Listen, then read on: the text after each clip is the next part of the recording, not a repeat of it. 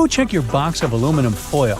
Does it have push-in tabs on the sides? They're there to keep the roll in place as you pull some foil out. Now flip a stapler upside down. See the metal plate on the bottom? You can turn it to get temporary staples, ones whose pins are bent outward and are easier to take out. Speaking of flipping stuff, do it with a salt jar. Nah, you should have closed the lid first. Now you've got salt all over the place. Okay, now you've done it. Look at the bottom of the jar. See the ribs on it? If you take another jar, say with pepper in it, and rub the bottoms of the two jars against each other, the salt will pour out evenly without you having to shake it vigorously. Same works with pepper, too. It wasn't their original purpose, but you can use soda can tabs to hang hangers on other hangers.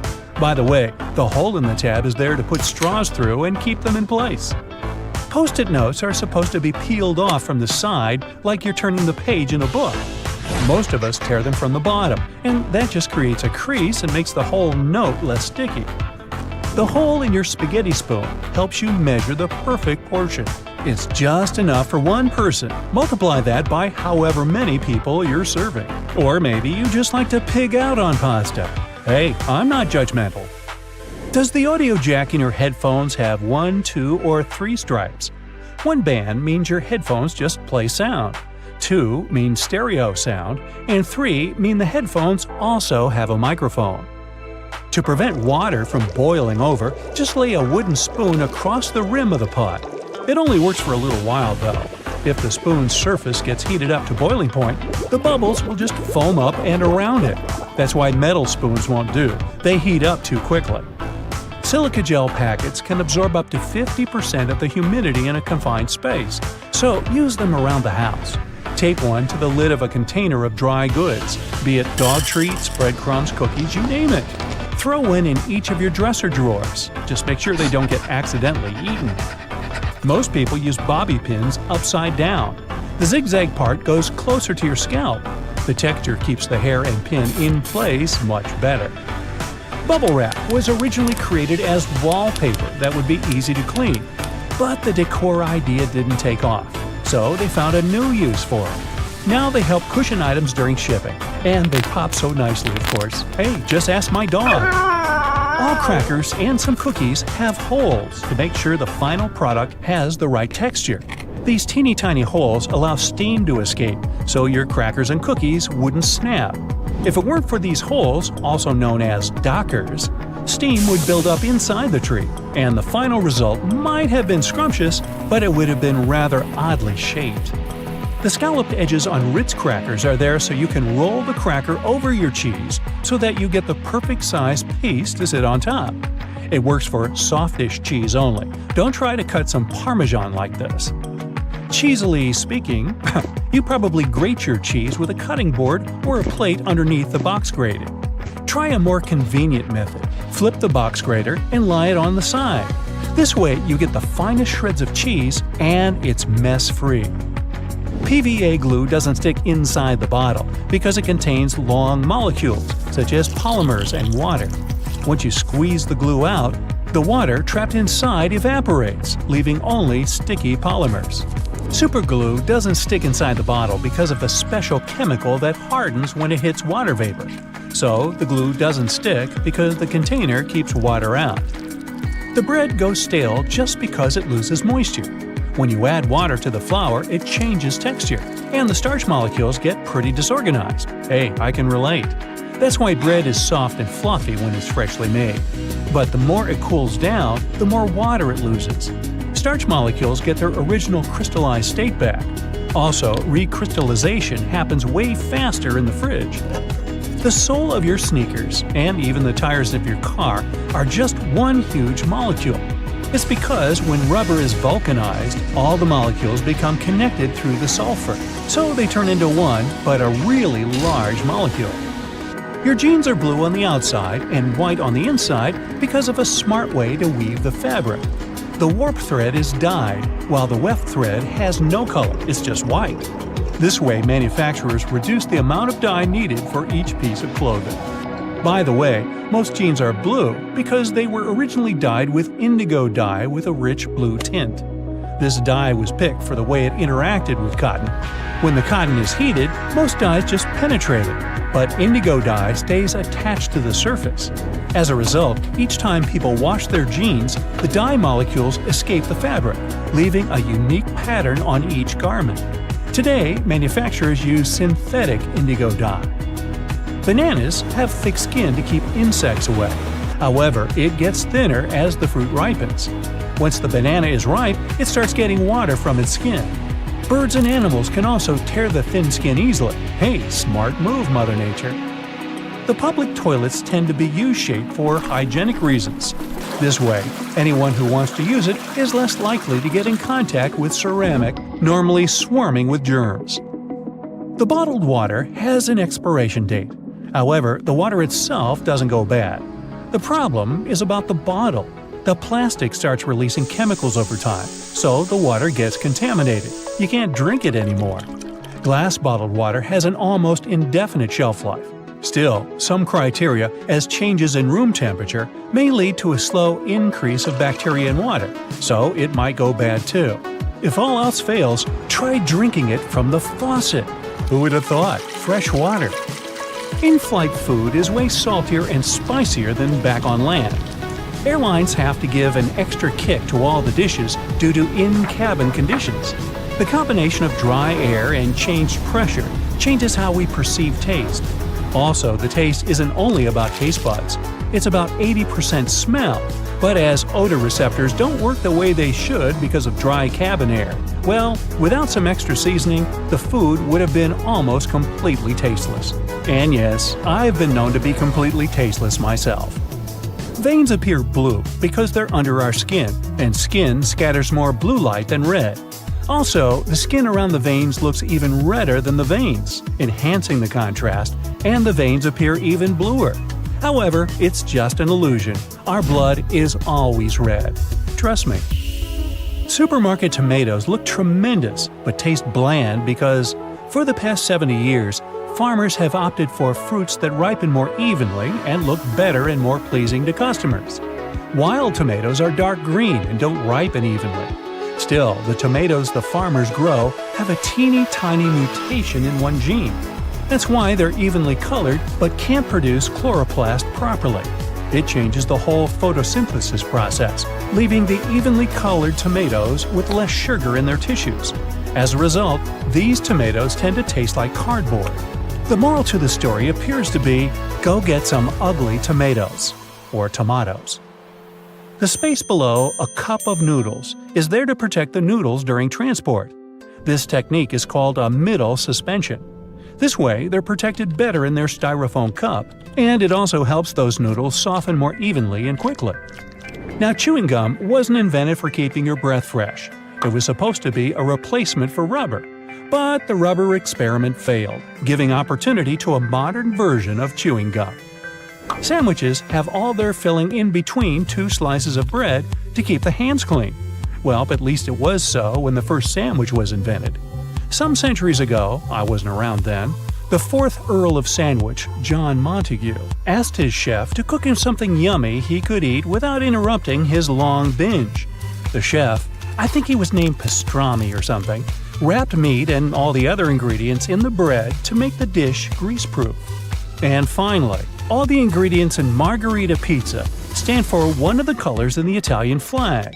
Basil represents the green stripe, mozzarella represents the white one, and tomatoes, or tomatoes, represent the red stripe. And if you want it tastier, use ugly tomatoes. A label on your panties digging into your most sensitive spots is definitely not the best feeling. Sure, you can cut it off, but often that just leaves even sharper corners that can be more annoying. But what if you've been cutting those labels wrong this whole time? Check it out. On the left, the label is sewn into the seam, while on the right, it's just hanging on by a couple of threads. Just snip those threads, and voila! It's like the label was never even there. Plus, with this little hack, you can always pick panties in the store that are guaranteed to be comfy. If you've traveled to Europe recently, you may have noticed how nasty the bottle caps have become. Yeah, according to the law, they now have to scratch your nose. They have to be attached right to the bottle. If these bottles annoy you too, Try this. Once you open the bottle, rotate the cap 90 degrees and pull until one of the plastic connections breaks. And finally, turn the bottle until the cap touches your chin, not your nose, and drink. You've been using the colander in the wrong way all this time. This smart kitchen device has a hidden function. The traditional way of draining noodles involves dumping boiled noodles into a colander, right? But if your colander is about the same size as your pot, try this instead. Place the colander on top of the pot with the noodles, like a lid, and drain the water out. This method is faster and less messy, and it keeps your noodles in the pot where they belong. Toilet plungers and sink plungers are quite different, and the toilet version has a handy rubber flap called a flange that pops out from the cup. This flange fits snugly over toilet drains, giving you strong suction to tackle stubborn clogs. While a sink plunger won't help with toilet troubles, the toilet plunger can work on your sink or tub. Just make sure to keep that flap tucked inside the cup. And don't forget to give it a thorough clean with bleach before switching from toilet to sink use. You definitely don't want to mix things up. If you still work in an office, next time you print out something, make sure to check out this stapler built right into the printer. It can staple all the documents that fit in the slot at the same time. By the way, it's not something new. Such printers have been around since the 90s. Why buy a ruler and spend your hard-earned dollars if you can simply use a dollar bill to measure whatever you want? Only as long as this whatever is somewhere around 6 inches. A dollar bill is just about this size. Even though many people are sure that those tiny holes on the bottom left side of your iPhone are the speaker, they're actually a microphone. And speaking of iPhones, if you've got one of the latest models and your phone is out of juice but there's no socket to be found nearby, here's a nifty trick. Grab a double-ended charger cord and connect it to another iPhone 15. Boom! Your phone gets a little power boost. I bet you've noticed that the hook on a tape measure is a little loose. Well, that's intentional. The hook moves just enough to account for its own thickness, ensuring both inside and outside measurements are accurate. So if you ever thought it was broken, nope, it's just doing its job. As for the hole at the end, it's replacing the tape on the edge of a nail to get measurements from odd spots. The pockets on new suits are sewn shut to keep the jacket's shape during transportation and display. Of course, you can unpick them to use the pockets, but you need to be careful with what you put there. Anything heavy can easily distort the suit's shape. The important thing, though, is to remember to cut the threads holding the back vents together for better movement and comfort. Oh, and remember to cut those tacky stitches that fasten your new coat's vent, that flap on the back. Now, that sink squeegee thing actually hides a big secret. It can store water. Many sink squeegees have tiny holes that allow water to stay inside. But why would we need that water? Oh, you can release it as you squeegee, which will help you rinse the sink as you clean it. Here's a travel tip that will help you understand U.S. highways. In the U.S., highways with even numbers run east-west, and those with odd numbers run north-south. If a highway number starts with an odd digit, it's a spur, which means it doesn't reconnect to the main highway. If it starts with an even digit, it's a loop around or through a city that eventually reconnects with the main highway. And finally, numbers divisible by 5 are major highways meant for cross-country travel. Your iPhone camera can also translate laundry symbols, identify plants, and even recognize some bird species. It's like having a mini encyclopedia in your pocket. Another trick, when using the markup feature while editing your photos, you might want to highlight a part of a picture. Put a circle around the needed area and keep your finger pressed down at the end of the stroke. Voila! Instead of a misshapen circle, you get a perfect one. It also works for squares, triangles, and stars. Barilla, probably the most famous pasta in the world, has teamed up with Spotify to create playlists that match the cooking time for different pasta shapes. Just start the playlist when you drop the pasta into boiling water. And when the music stops, your pasta is ready. Toasters have crumb trays at the bottom that you can and should clean regularly. Just slide it out and dump the crumbs. It's an easy way to keep your toaster clean and working well. You can use Google Maps to share your location in real time. Just tap your account icon, select Location Sharing, and choose how long to share. Your friends can track your progress and be ready when you arrive. You can also save your parking location by clicking the blue dot. Do you know that the knobs on some ovens have calibration screws on the back? You can adjust them to get more accurate temperature control. It'll definitely help you avoid overcooking or undercooking your meals. In non-prepaid gas stations in the US, try pressing Enter before swiping your debit or credit card. It'll take you to the prepaid screen, and you can enter the amount you need manually. If you're drinking outside on a windy day, place some coins in an empty cup, and then put the cup you're drinking from inside the first one. The weight of the coins will help you keep your drink from getting blown over. Simple, but effective. Once you've peeled your potato, you might spot some tiny divots, known as eyes, that still have some skin on them. Many peelers come with a handy scoop designed to tackle these little guys. Just take the scoop, dig in, and pop them out. Easy peasy. Your favorite potato recipe will be totally eye-free in no time. A cell phone's camera can help you to figure out whether your remote is working. The camera is sensitive to infrared, so you just need to turn it on and point the remote at the camera while pressing the remote's buttons. You'll see the LED flashing in response. If you spot nothing, something is definitely wrong with the remote. Bonus fact here: white vinegar isn't just for cooking, it's also the real laundry hero. If you add it to your laundry, it'll take out all the bad smells from your clothes. The amount to add can be anywhere from a splash to a cup during the wash. And don't worry about the vinegar smell. It washes away completely, leaving your clothes fresh. It's also great for removing hard water buildup. You've probably noticed that train and bus seats are covered in fabrics with weird patterns. Have any idea why? Well, they use these patterns to cover any germs and stains on the seats. The brighter the color and the more patterned it is, the harder it will be for passengers to notice any stains and get grossed out. Also, the patterns are usually so ugly that no one even wants to look at them for long enough to spot any stains. So yeah, the pattern is there to make you look away, and if you look, to make it less noticeable. No bus will ever have plain white seats, that's a guarantee. Just a few more bus-related questions to answer, like why don't buses have seatbelts? Buses are overall way safer than cars because they were designed this way.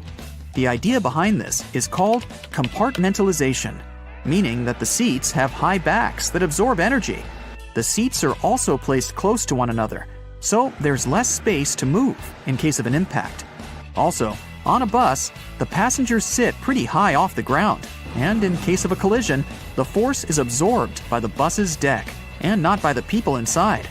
On top of that, a bus is way heavier than most other vehicles, and even if there is a collision, it distributes the force way differently than a regular car. Due to its weight, a lot of force is absorbed, and bus passengers don't experience much crush force. So, small and light buses that can't distribute the force as well actually do require seatbelts. And we have to remember that buses drive slowly, which minimizes the risk of an accident overall. We all know that school buses are yellow, but why? It's for visibility reasons. Yellow is one of the most easily recognized colors, and for a human eye, yellow is even more visible than, say, red. So, school buses are yellow to make them more distinctive. Also, yellow is visible in the dark, in fog, and on a rainy day. Actually, the color of the bus isn't really a true yellow. It also has a hint of orange. This shade even has an official name: National School Bus Glossy Yellow. By the way, taxi cabs are yellow for the same reason, to be more visible in any weather conditions. Also, buses have huge steering wheels, and I finally learned why. Buses are bigger than regular cars, and they're also way heavier, so it's harder to turn a bus around, and way more strength is required to do so than when you drive a car. A bigger steering wheel that has a bigger radius allows the driver to turn the vehicle more easily. and it requires less force than if the wheel were smaller. Trucks have big steering wheels for the same reason. But have you seen those stuffed toys that some trucks have attached in front of them? Turns out, it's just a way for truck drivers to customize their vehicles. It's like a mascot that speaks about the truck or the driver. It's also a way to communicate to the world that the truck driver isn't all scary and tough, but a soft and harmless person that you shouldn't be afraid of. At least, that's how some truck drivers explain it. In Asia, there's also a belief that road accidents are caused by ghosts, and hanging toys are a way to distract the ghosts from causing harm to the truck. Ever been on a road trip? If you're not the driver, all you have to do is just sit in one place and do basically nothing for hours. Doesn't sound like a hard task, but some people find it terribly exhausting. And because of this, they resent road trips. Why do they get so tired? Well, sitting in a car isn't like sitting in a chair. The brain doesn't relax. Instead, it controls everything that's going on, accounting for movements and making sure that you maintain the right posture. Your brain is constantly working, exchanging bits of information with your muscles, so your body is working. Some people get tired because of this. If you aren't doing much, it doesn't mean that your body isn't doing much.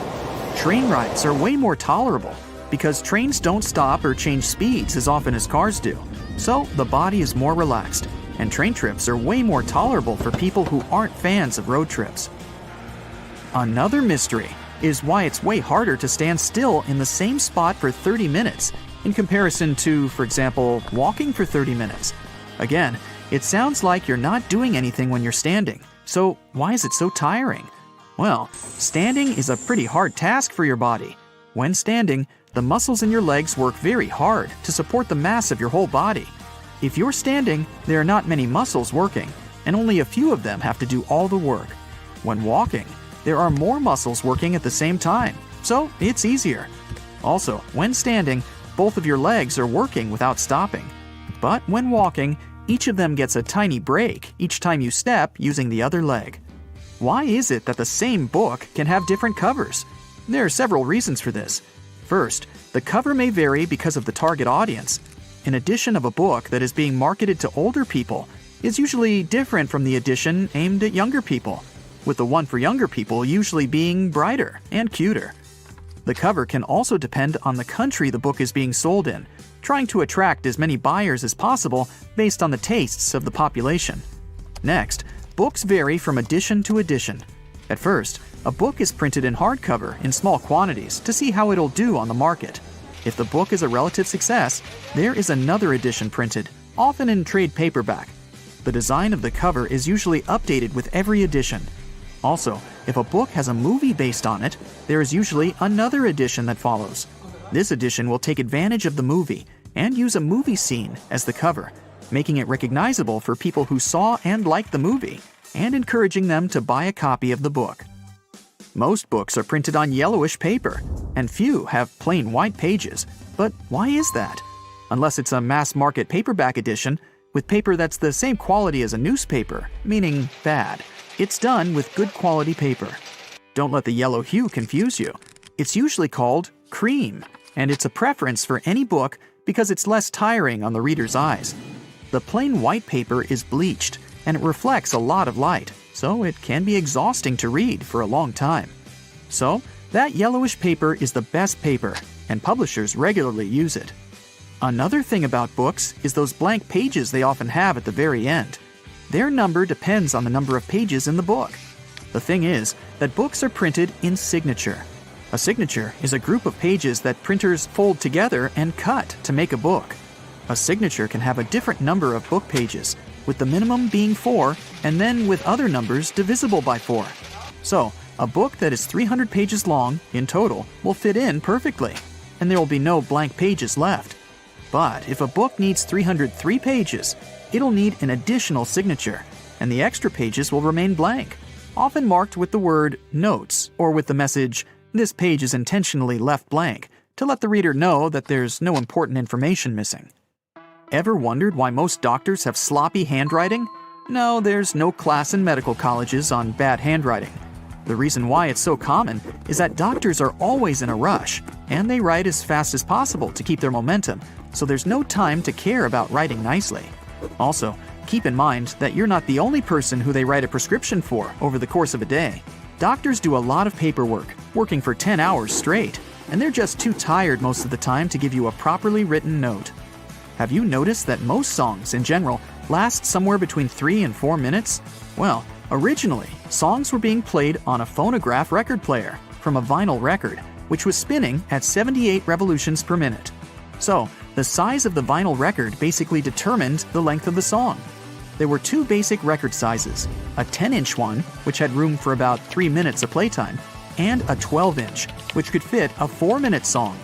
So, at the beginning of the 20th century, if an artist wanted their song played, they couldn't make it longer than that if they wanted to be able to sell a record.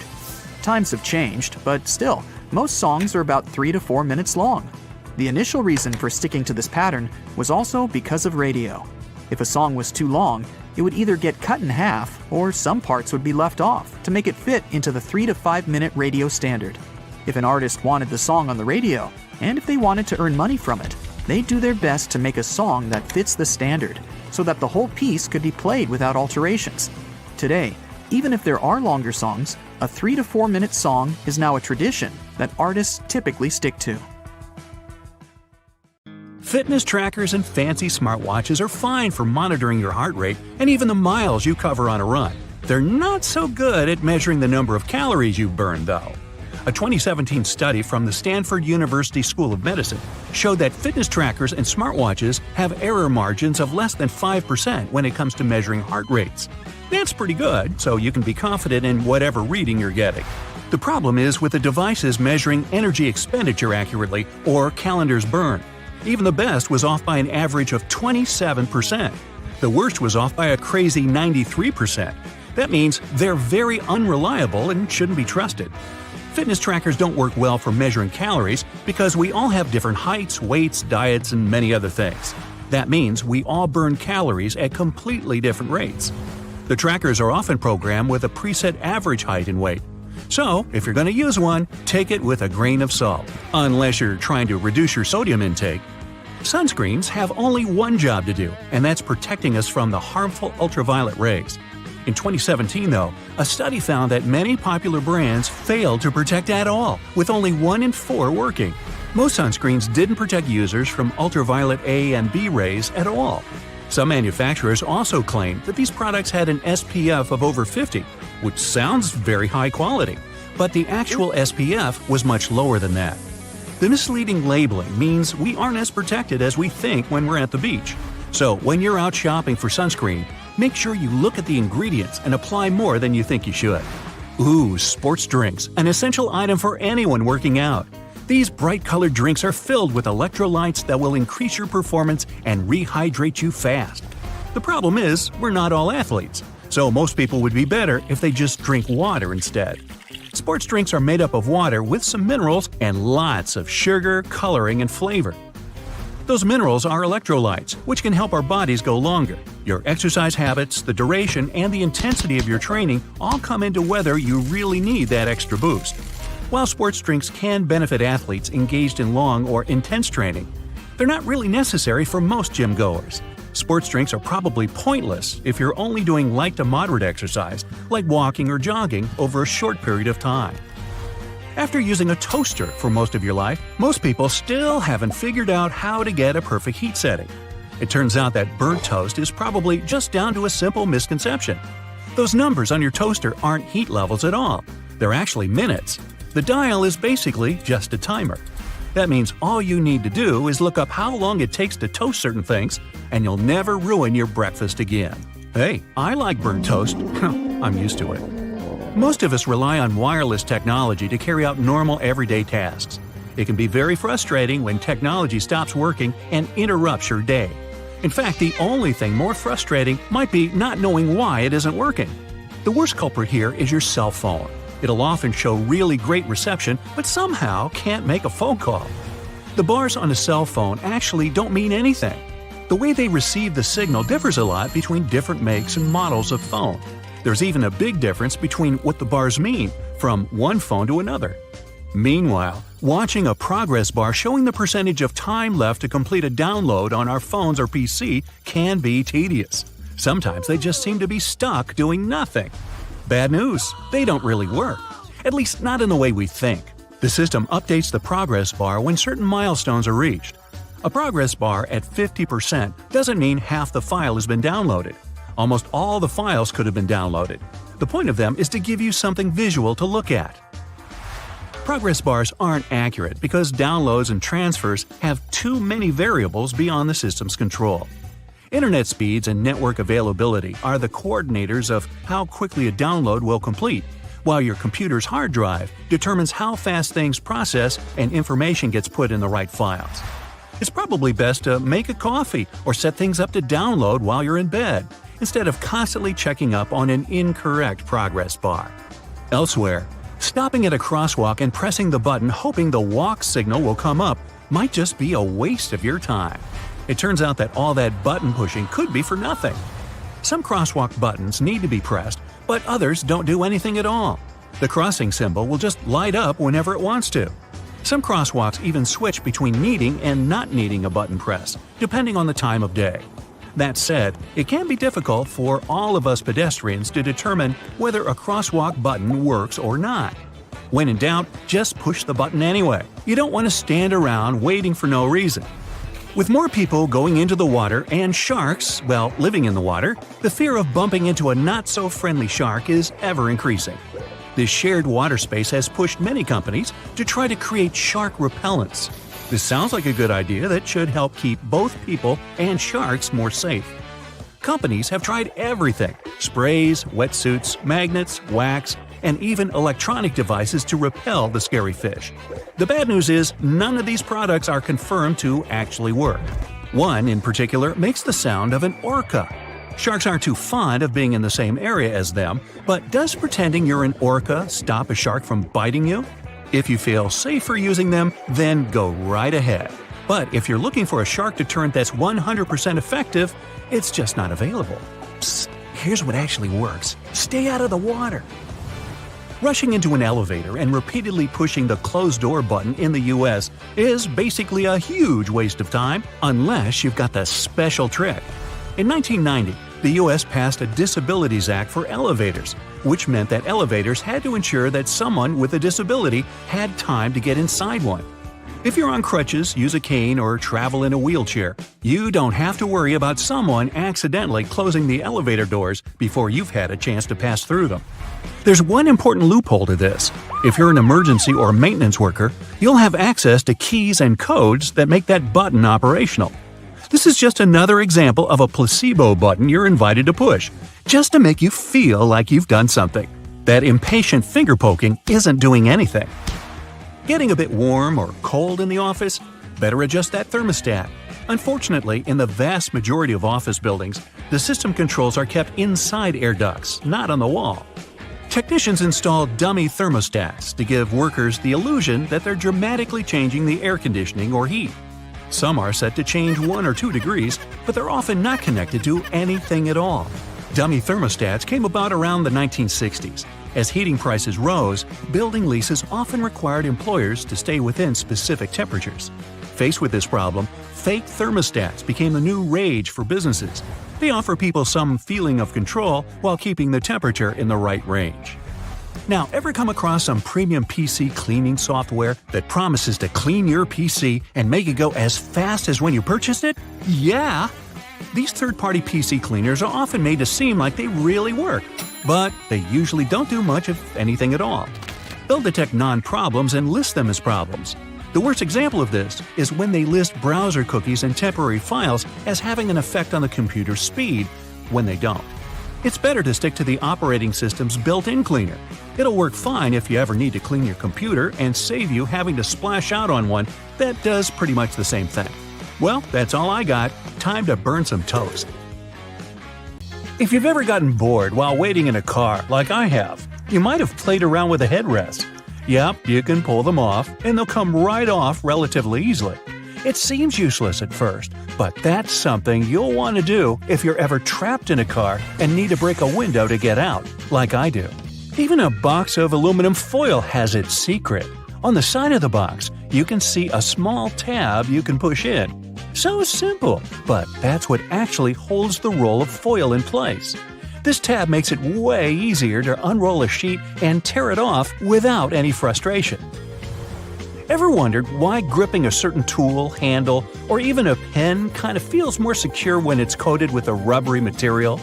The keratin of the outer layer of the human skin is rough and stiff at a small scale. So let's say you have a polished metal or glass which is stiff but also a smooth and impenetrable surface. When you encounter that, the actual contact area is small, as is the friction at the beginning.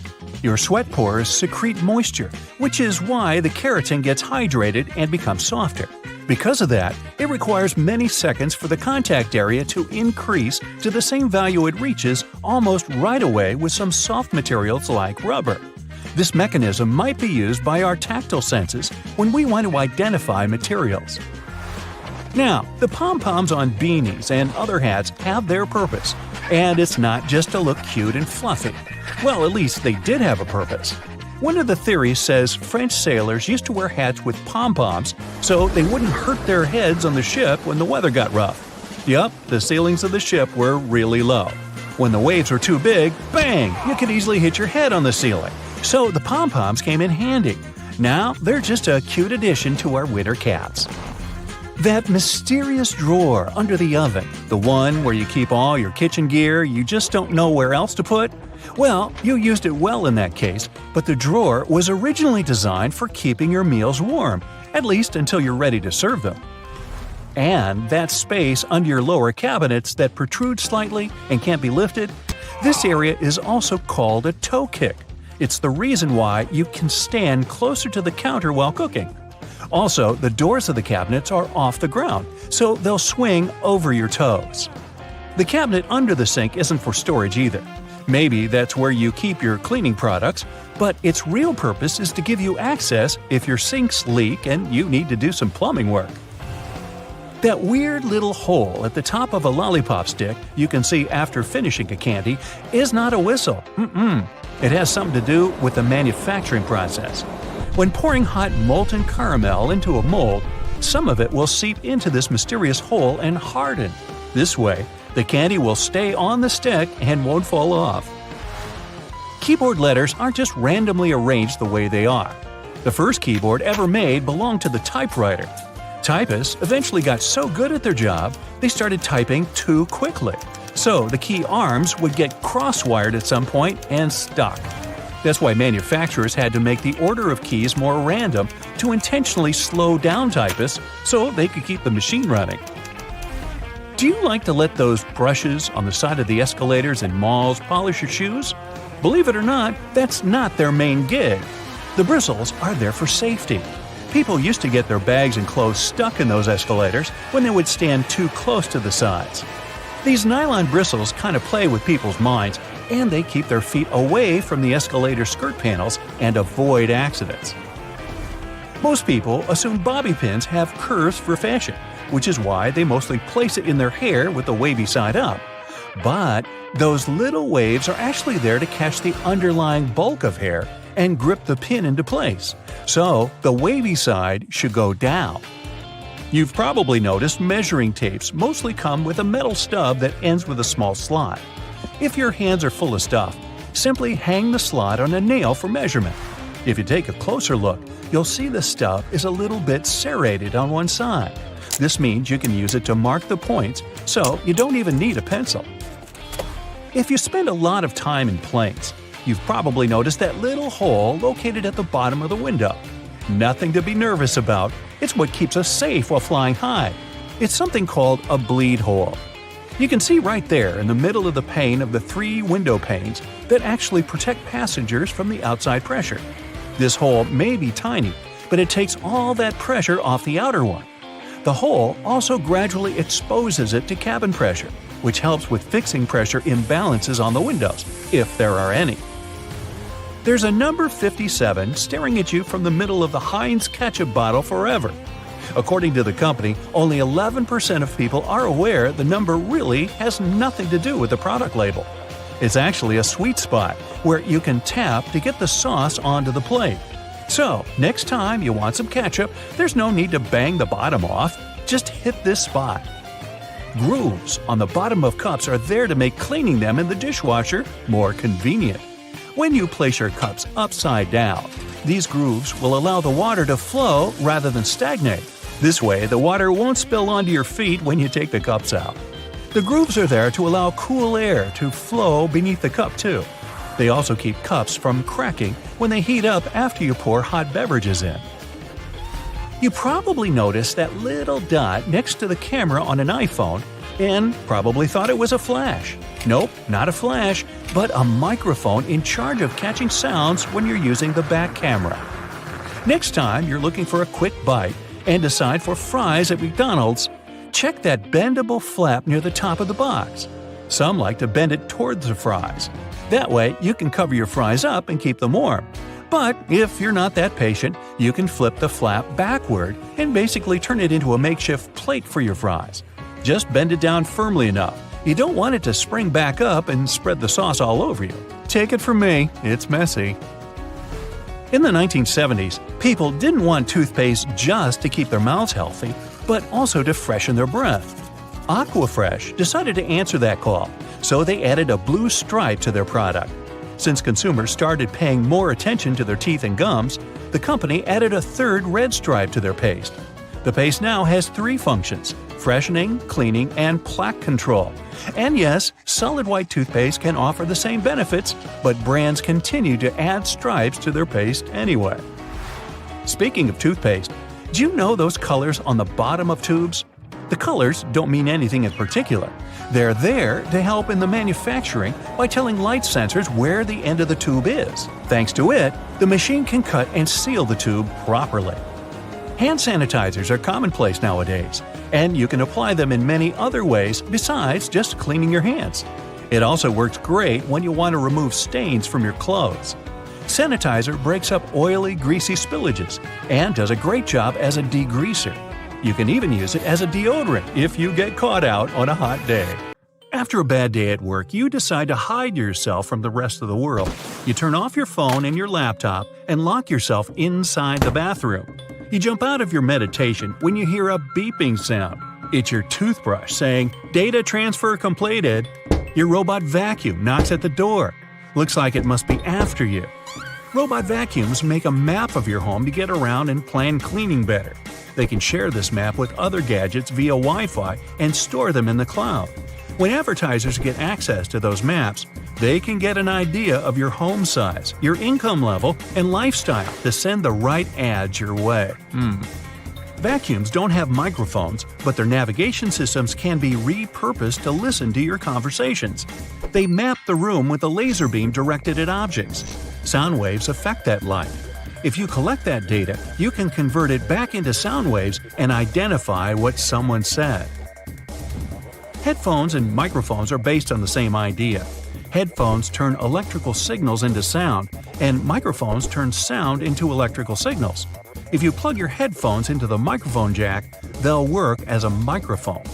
Bad guys learn to do it remotely without your consent. There's malware that retasks your computer output channel into input channel. It can record sounds from across the room even when the headphones are in their jack and the microphone is turned off and disconnected from the computer.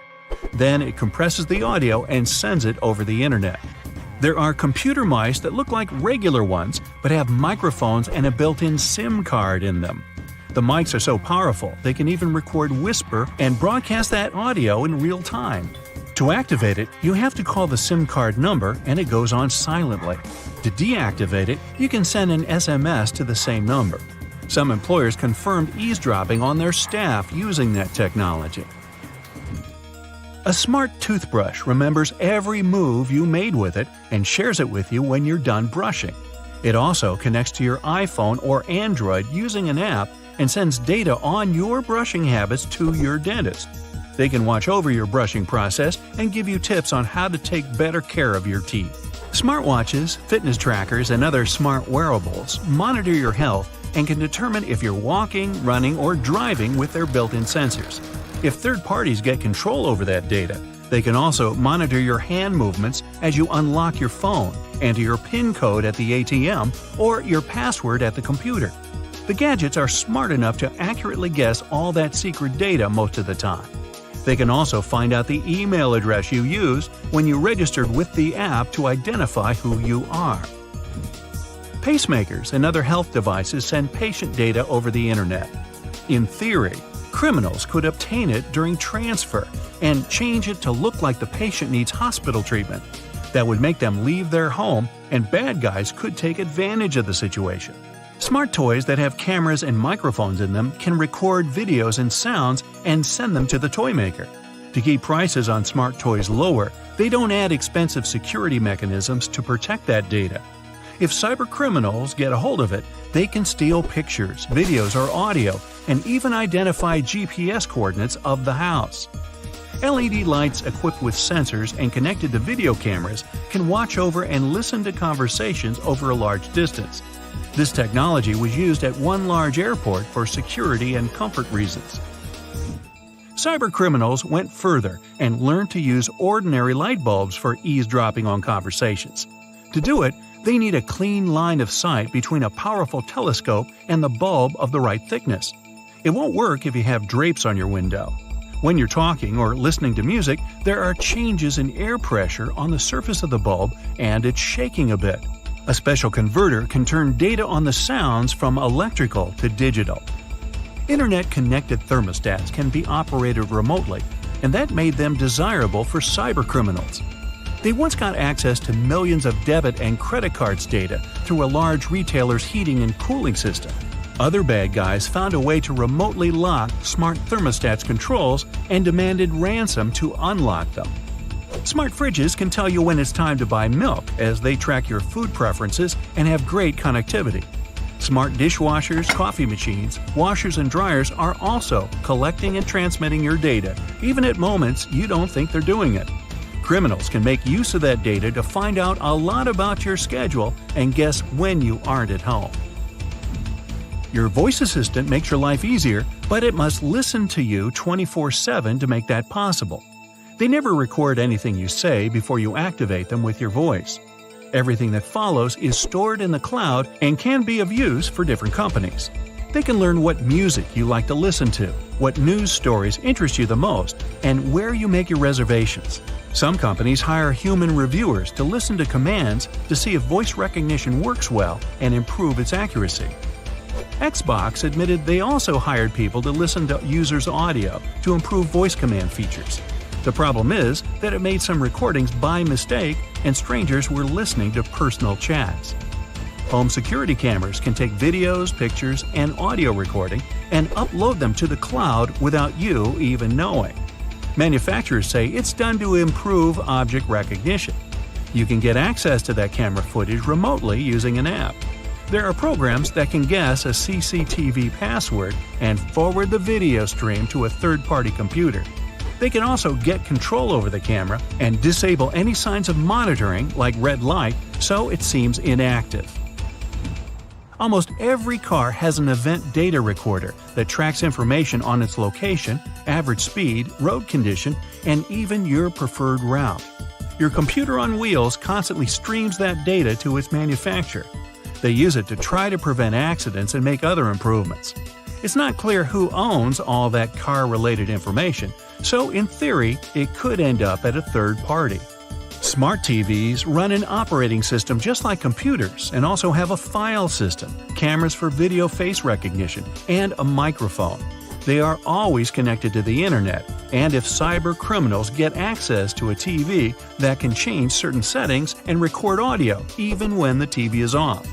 They could also watch you through the camera and use the smart gadget to move to other devices on the same network, like your laptop. Well, I'm totally creeped out, so what can we do about it? You can disable automatic content recognition to stop your TV from giving you viewing recommendations and limit voice activation function for a safer experience. You'll find that option in General or Advanced settings under Viewing Information or Viewing Data. You can also disconnect it from the cloud altogether. Always change default passwords and usernames on new devices to secure your network. Make up a new password for every gadget every now and then. You can also split your modem and use one Wi-Fi signal for laptops, iPads, and the like, and the other for security cameras. Don't forget to turn off the Wi-Fi router when you leave the house to minimize the risk of a digital intrusion. Whenever possible, enable two-step authentication that demands physical access to the device to log in. Always install software updates as soon as the gadget manufacturer offers you to do it. Updates have patches for detected vulnerability issues. Cover your laptop camera with a dark-colored tape when you aren't using it. Delete your conversations with the voice assistant. You can do it at the manufacturer's website or app. Another option is to activate the Delete by Voice function in Settings. Then you'll be able to tell the assistant to delete what you just said or your last conversations. You can also mute the device when you aren't using it and choose not to send data to manufacturer to help them improve services. If you have a thermostat that connects to your voice assistant, tap the microphone icon on its screen and set voice control to off. You won't be able to activate it remotely, and it won't be able to listen to wake words and send your audio anywhere. Okay, have a nice day. You just spent the entire morning running errands up and down the street, and you finally stop to treat yourself to a cup of coffee. You enter the nearest coffee shop, place your order, and notice that actually you really need to use the bathroom. It's a regular-looking public one with multiple stalls. As you pick yours, the one in the middle, you get inside and your mind starts to wander. Why on earth do bathroom doors have a half-inch gap between the door and the lock? And why on earth do they have a huge gap between the door and the floor? Can we have a drum roll for this moment, please? Well, my friend, there is not only one specific reason why public bathroom doors have so many gaps in them, but rather several. Public toilets are designed to make people spend as little time there as possible. You aren't supposed to feel comfortable or at home. So the design would have to reflect this notion. Here come the gaps. In some bathrooms, gaps are so big that users may even feel self-conscious about doing their business out of preoccupation that the rest of the people standing in line will see them. Then there's the matter of pricing. Making custom doors can be a heavy burden for the people building public toilets. This would mean understanding exact measurements so that doors would always fit the mold of the stalls it's supposed to be installed into. Now, not all the gaps in public bathrooms are necessarily the same size. They may vary, even if this variation is small and often unnoticeable.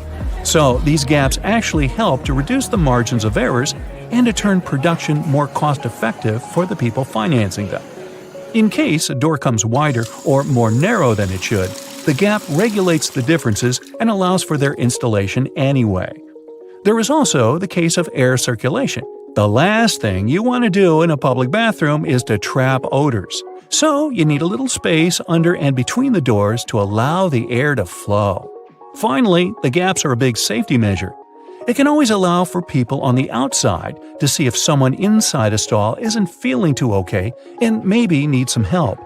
And what about that extra hole in the upper part of the sink? It has a name and everything, the overflow hole, and it's designed to keep the sink from flooding. So, in case someone forgets and keeps the faucet going for too long, or the sink gets clogged and water can't drain down from the main drain hole, the overflow hole comes in to save the day. Let's say it buys you a little time before you have the entire bathroom floor flooded. Have you ever noticed how satisfying closing the door of a car can be? Car manufacturers devote a great deal of time to designing these sounds. Studies have shown that they create a perceived sense of quality in the buyer. It all begins with the primary material. While older cars used to be made with heavier materials, car doors nowadays are produced with lighter tin, which can make a rather unpleasant metallic sound once you shut them closed. So car companies employ sound engineers to ensure that there is the exact amount of foam, mats, and tin in a car's composition to make the most comforting sound possible. And what about those tiny dots on the top of your car's front window? The pattern of these little black dots minimizes distractions for your eyes.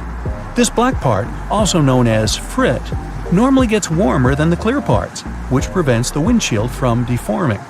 And no, the tab under your rearview mirror is not made only for the purpose of hanging fluffy dice or aromatic-pleasing air fresheners. It's actually a switch that allows you to adjust the position of the mirror depending on the time of day. Flip it one way and it's the daytime driving mode.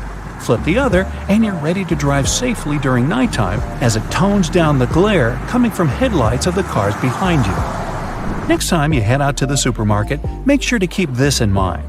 In case you don't have a coin to unlock these shopping carts, there is a well-kept secret that can help you out. If you have your house keys on you, check for a rounded key head. If you happen to find one, try using it to unlock the cart. It should fit perfectly in there, replacing the need to carry coins around. Because, if we're being honest, who still has them? Elevators. If you want to ride them on your terms, and your terms only, make sure to try something out. Most elevators have a secret button combination you can use to skip all the other selected floors and go directly to the one of your choosing. This might work out, especially on those days when you've pressed 13, but you wanted to press 33. On most elevators, this works once you simultaneously press the closed door button together with your floor number. This should help you get to your floor without stopping. Some elevators require you to double press the selected floor numbers, as double pressing will often cancel the previously made request. While other elevators require you to hold the open door button and then double press the buttons of the floors you'd like to cancel. Now, to stay out of trouble, it's best not to cancel the floors of the other people in the elevator. They won't take it kindly. Also keep in mind that there are elevators that might not have this function. Now, for honey lovers out there, go ahead and raise your hand. If your pot of golden honey is crystallized, know that it is actually a good sign. Crystallized honey means that it hasn't been pasteurized, which means better product quality. With a decrease in temperature, the natural ingredient of honey, also known as glucose, will make it crystallize. Now, try making the best of it. To add some texture to your oatmeal or toast, add a layer of crystallized honey and enjoy nature's sugar. And if you don't like crystallized honey, plop it in the microwave for a minute or two. Ah, winter and fall. You know what this means, right? Sweater weather. But there's nothing more annoying than wearing your beautiful wool sweater and itching yourself all the way through it. Actually, I can be more annoying than that, but let's talk about itchy sweaters. To keep this from happening again, here's the secret. Turn your sweater inside out and soak it in cold water. Add 2 or 3 tablespoons of vinegar and let it sit for a while.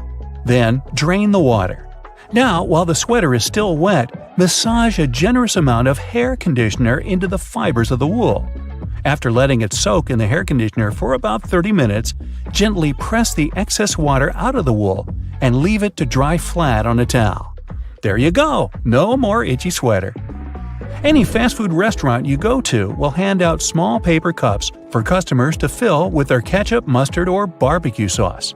But if you're eating some chicken nuggets or trying to dip your burger into the cup, there's always that bit of sauce that seems impossible to reach. Next time, try unfolding the cup. It'll turn into a small paper plate, and this way you'll get all the ketchup you poured in the first place. Padlocks used in outdoor environments should be cleaned and lubricated every 3 months. Regular lubrication will help prevent padlocks from freezing in cold weather conditions. Look for the tiny hole on the bottom of the lock. Then pour oil into it, and there you go. It opens again. One thing we often neglect is a point in an ointment cap. These pointy surfaces were designed to help us break the tinfoil protection of the ointment tube. You just turn the cap over and break the ointment seal with its own cap, and there you go. After a long day of work, all you really need to do is a bubble bath. You turn on the hot water and let it run for a few minutes. You might even light a candle and pour some essential oils into the water. Then, in comes the liquid soap. You stir the water until the entire surface of the tub water is crammed with bubbles and make your way in. The bubbles in a bubble bath have a fundamental primary function. Their job is to preserve the water's temperature, just so you can have warm water for longer. Do you have sweaty feet? Weird question, I know. But if you're one of these people, here's some good news. All is not lost. Try putting a dry tea bag inside your shoes and storing it in a dry place for a while. The tea bags will absorb the humidity and the smell off the soles of your shoes. So here I am thinking, shouldn't we have learned these things in school? Well, either way, if you learned something new today, make sure to tell us about it in the comments below.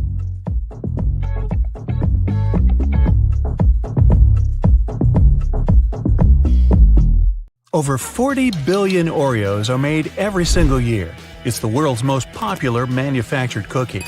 The geometric design stamped into these cookies has the Nabisco logo, the symbol of European quality, surrounding the word Oreo. William Tournier created the chocolate cookie design we see today back in 1952. Headphone jacks might become a thing of the past because of wireless technology, but if you've seen one, you might have noticed the rings at the base of the plug. One ring means single sound playback, 2 rings represent stereo sound in the left and right ear, while 3 rings means you've got stereo and a microphone built in. Now, the iconic orange, red, purple, yellow, and lime green rings of Fruit Loops hide a deep secret within. They don't represent different fruit flavors. All those rings are the same fruit flavors blended together. The colors are just for show. The E in Dell's logo is at an angle because the founder, Michael Dell, wanted his technology to turn the world on its ear. A compass uses magnets to point to the magnetic North Pole, but it's not really north at all. The North Pole of a compass magnet points toward the north because the north and south attract. Earth's south magnetic pole is near the geographic north, while the North Pole is near Earth's geographic south. Confusing, isn't it? Those little red spots you sometimes see after you crack an egg are nothing to be worried about. Tiny blood spots can be caused by a small rupture in the blood vessel of the hen as it was laying the egg. Eggs with these blood spots are safe to eat, but that spot can be removed if you want. It won't affect the taste of the egg. That's comforting. Ketchup is a word taken from many cultures, like Chinese, Malay, and Indonesian. It originally meant a pickled fish sauce. Catsup is also an acceptable spelling used. However, ketchup is the most popular way it's spelled these days.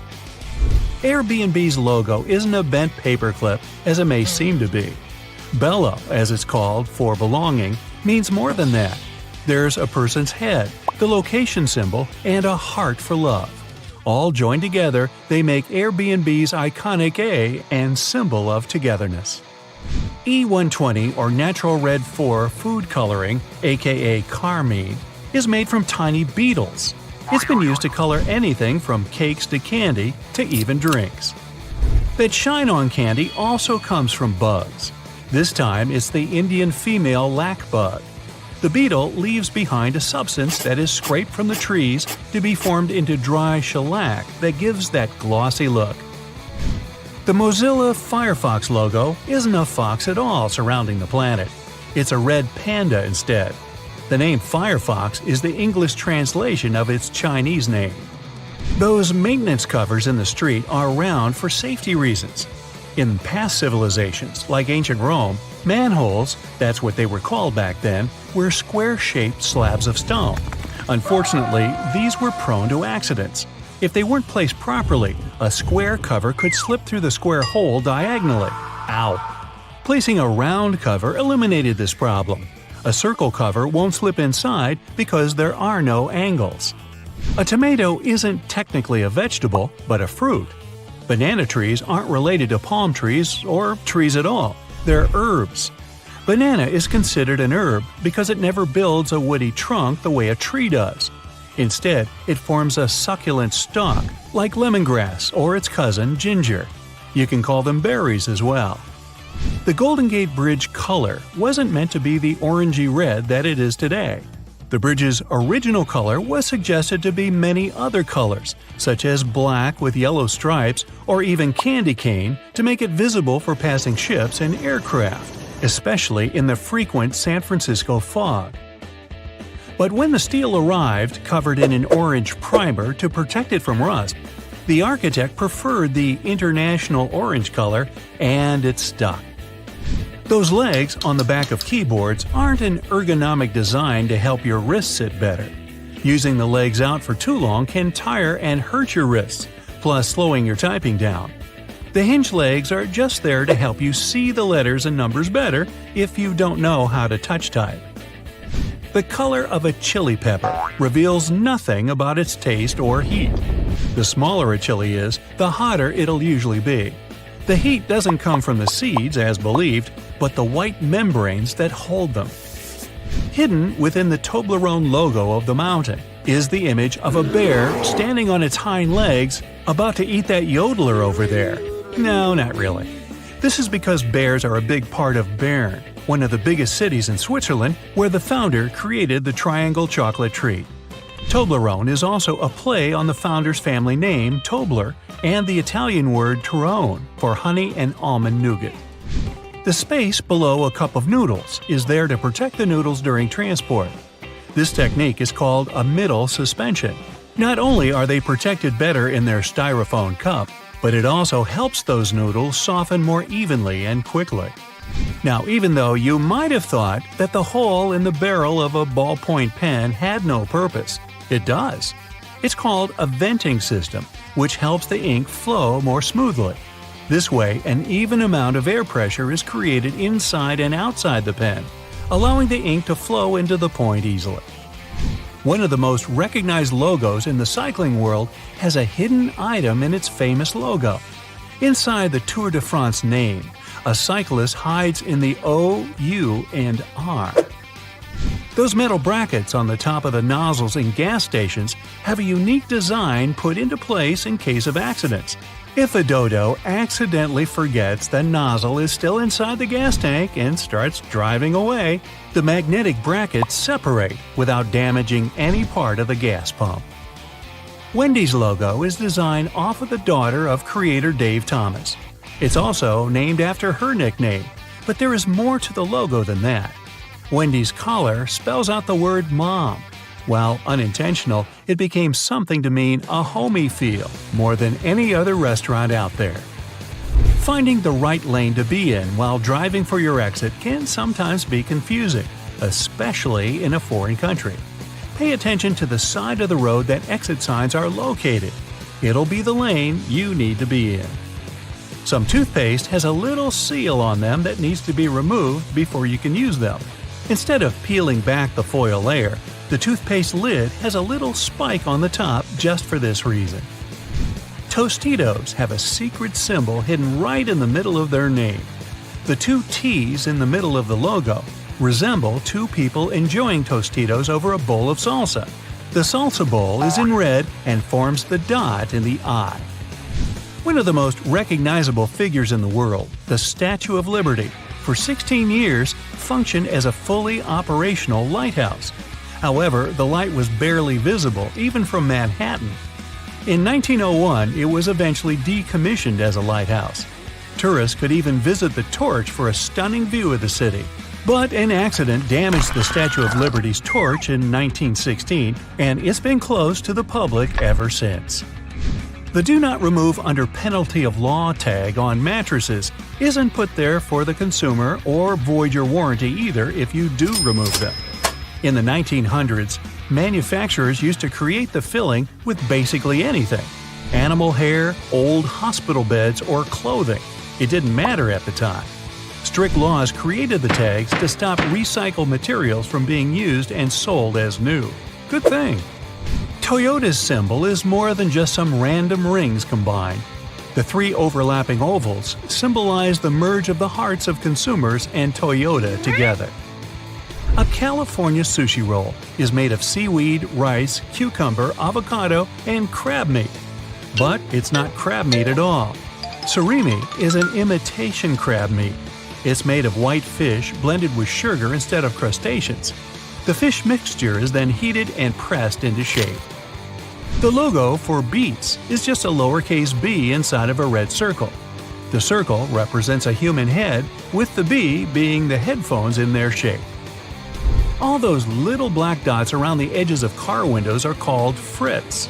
A frit is a painted black enamel that's put into windshields during manufacturing. They block ultraviolet rays and help distribute temperatures between the metal and glass. There are 24 symbols hidden inside the Unilever logo. Let's count, shall we? The sun, dove, plant, spark, chili pepper, spoon, bowl, flower, ice cream, hand, hair, lips, swirl, fish, clothes, bee, particles, packaging, transformation, waves, DNA, palm trees, heart, and virtuous cycle, whatever that is.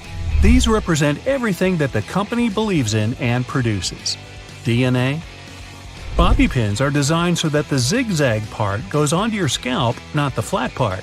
It gives a greater grip on the hair and skin, making the pin stay in longer.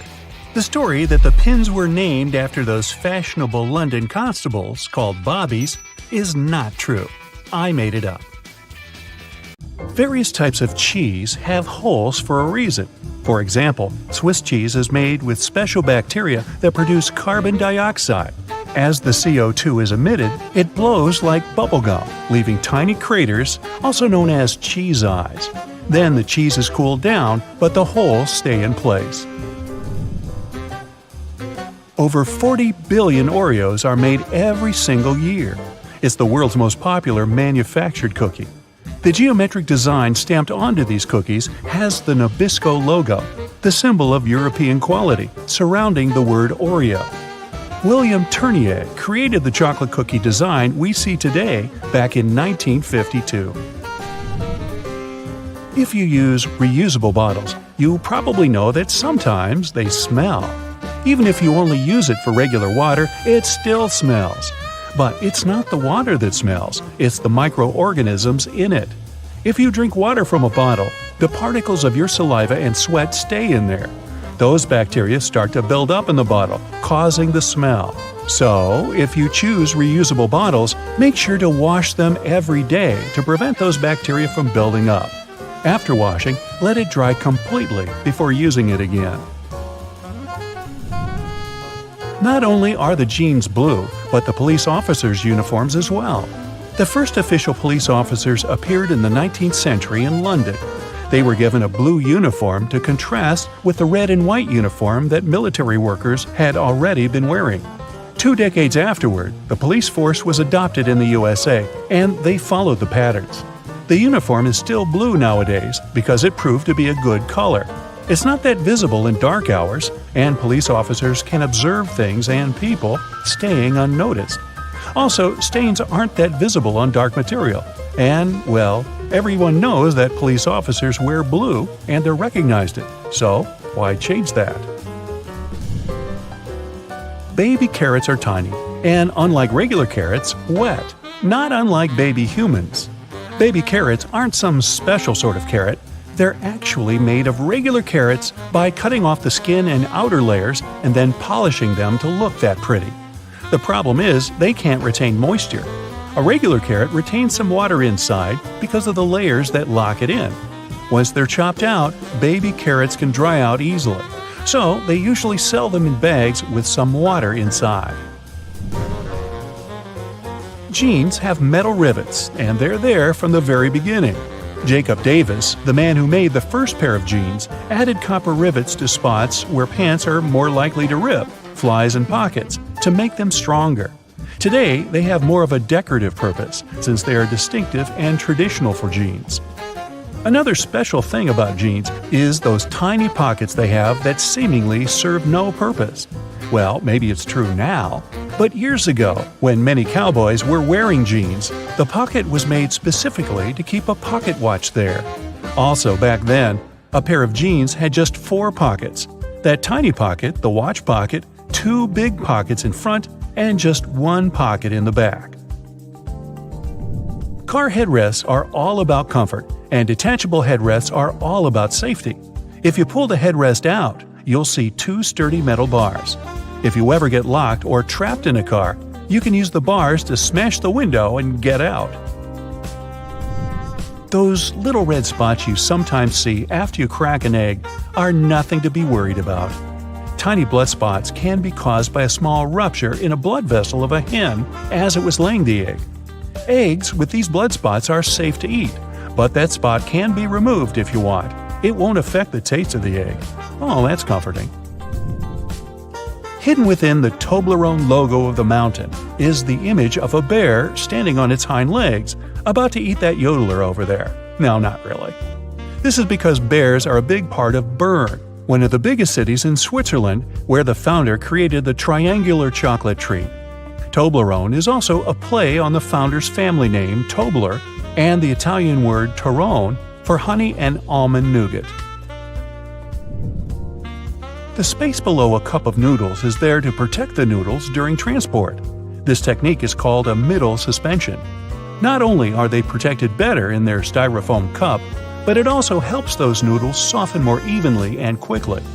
Even though you might have noticed that the hole on the barrel of ballpoint pens has no purpose, it does. It's called a venting system, which helps the ink flow more smoothly. This way, an even amount of air pressure is created inside and outside the pen, allowing the ink to flow into the point easily. It's not an accident that soy sauce bottles have two spouts. The sauce is liquid, and it flows out of the bottle pretty quickly once you turn it over. Most Asian food lovers will admit they've spilled it at least once in a lifetime. That's why nowadays, restaurants prefer serving soy sauce in special bottles that have two spouts. This design allows you to control when and how much sauce will come out. Just put your finger on one spout while you pour the sauce through another. If you press your finger tightly to the spout, the sauce will stop flowing, and if you remove your finger, it will flow again. And please do not remove your finger in a restaurant. It will freak everybody out.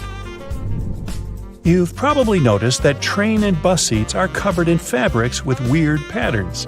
Any idea why? They use these patterns to cover any germs and stains on the seat. Oh boy. The brighter the color and the more patterned it is, the harder it will be for a passenger to notice any stains and get grossed out. Also, the patterns are usually so ugly that no one even wants to look at them for long enough to spot any stains.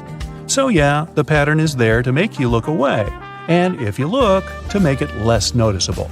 No bus will ever have plain white seats, that's a guarantee. The middle tab on soda cans can be flipped around. You can slip a straw in place so you don't have to hold it up your mouth. This Stay On tab replaced the pull ring tab created in the early 60s. You remember those, don't you? Those could be quite sharp and easily discarded where they could be a menace for others. Now you can pop your straw straight into one. Also means you can produce some bubbles and make a mess like a 3-year-old. Sometimes, when you purchase an article of clothing, you receive a plastic baggie with an extra button and a swatch of fabric. While the fabric is clearly used to patch holes, it can also be used to test the effects of various cleaners on certain surfaces. It's handy, too, to test wash cycles before using them to wash the whole garment. Escalators have those fluffy black brushes for a similar reason that some have yellow lines on their steps, to try and deter people from getting too close to dangerous places. People don't always take notice, and sometimes clothing can drape close to the point where the step meets the edge or skirt. The brush is a little barrier to help prevent this from happening. They can also catch bits of fluff and prevent other small things from falling down into the gaps. Those takeaway containers most associated with Chinese restaurants are designed to not only carry your food home, but to store it in the fridge. They double as a plate, as you can eat straight out of them and don't have to worry about dirty dishes. Yay! They were actually patented way back in 1894 to transport freshly shucked oysters and were known as oyster pails. They were later adapted to use as leak-proof containers for food. Ever wondered why coins have those little ridges along the edge? It's a leftover from earlier times when they were worth more. Counterfeiters could easily file the edges off to sell as gold or silver coins to make some profit. The ridges were created so it was much easier to tell which of the coins had been altered.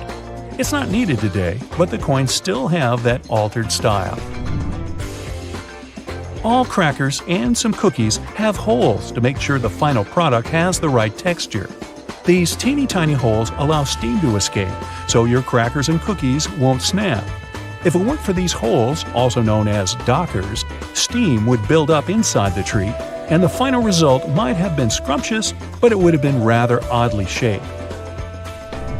Dogs like to walk in circles before snoozing because they inherited this behavior pattern from their ancestors.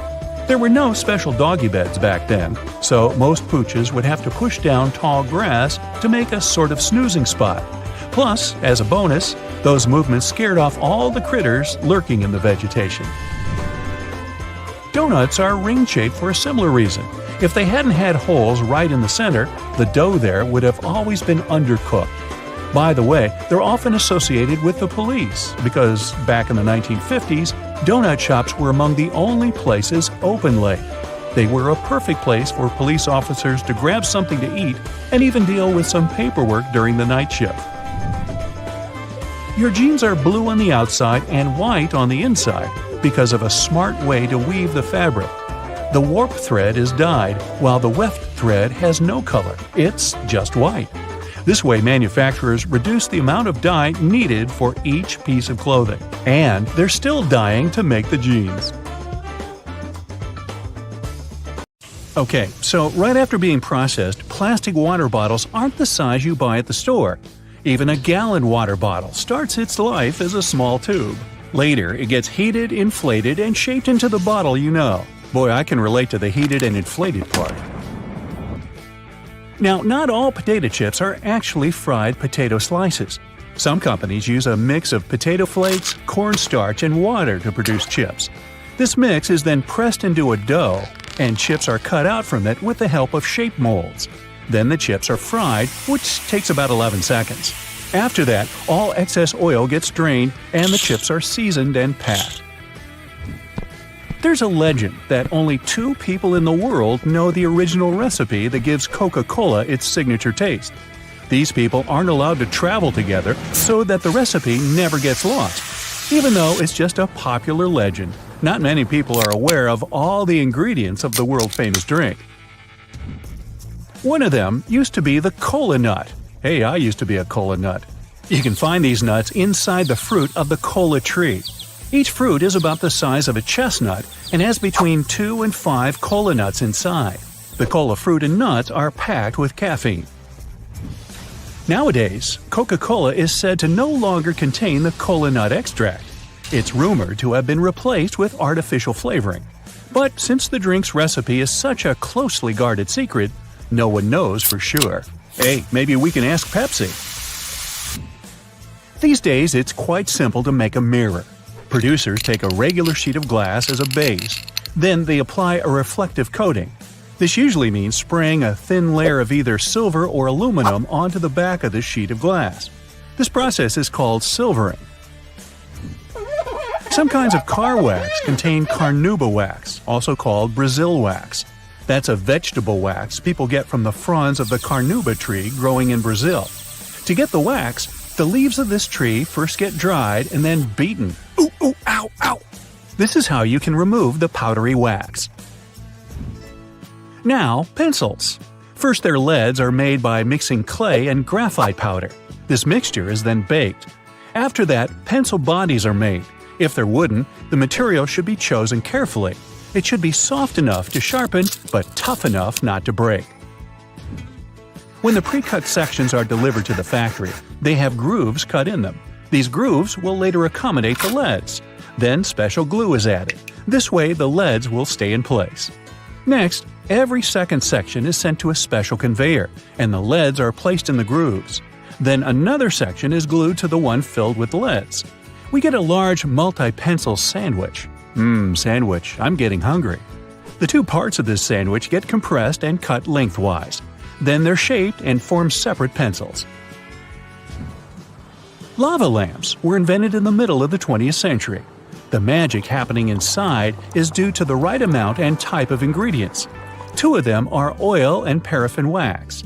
The oil helps the wax heat up, and once it's heated, it starts rising up slowly. Once the blob reaches the surface, it cools down and sinks back to the bottom. Now, nutmeg is a strongly flavored spice used in many cuisines all over the globe. Despite its name, nutmeg isn't a nut. It's technically a seed native to the Spice Islands and East Indies tropical islands. Nutmeg grows on trees, and the seed itself is sealed in a shell. Once it's ripe, the outer shell cracks open.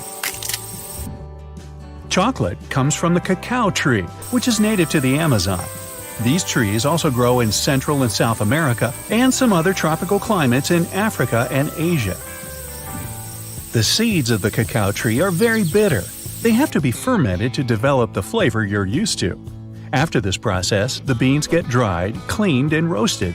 The shell is removed, and crumbled bits of dried cocoa beans are ground to cocoa mass. This mass is then used in the production of all kinds of chocolatey things.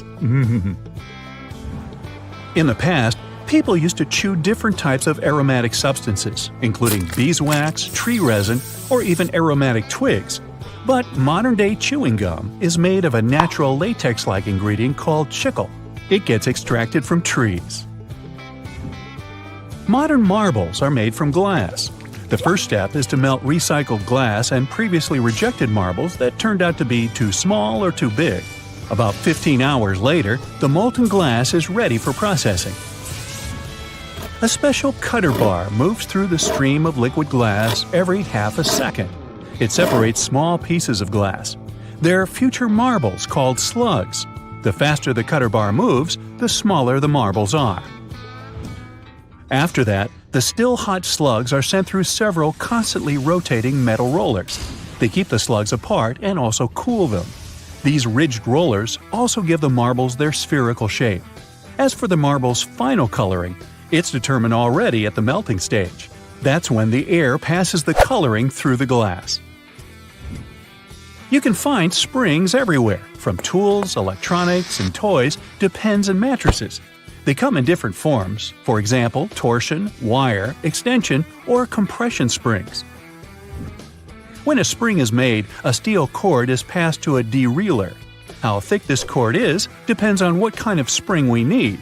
The dereeler unwinds the roll and sends the cord to a computer-controlled forming machine.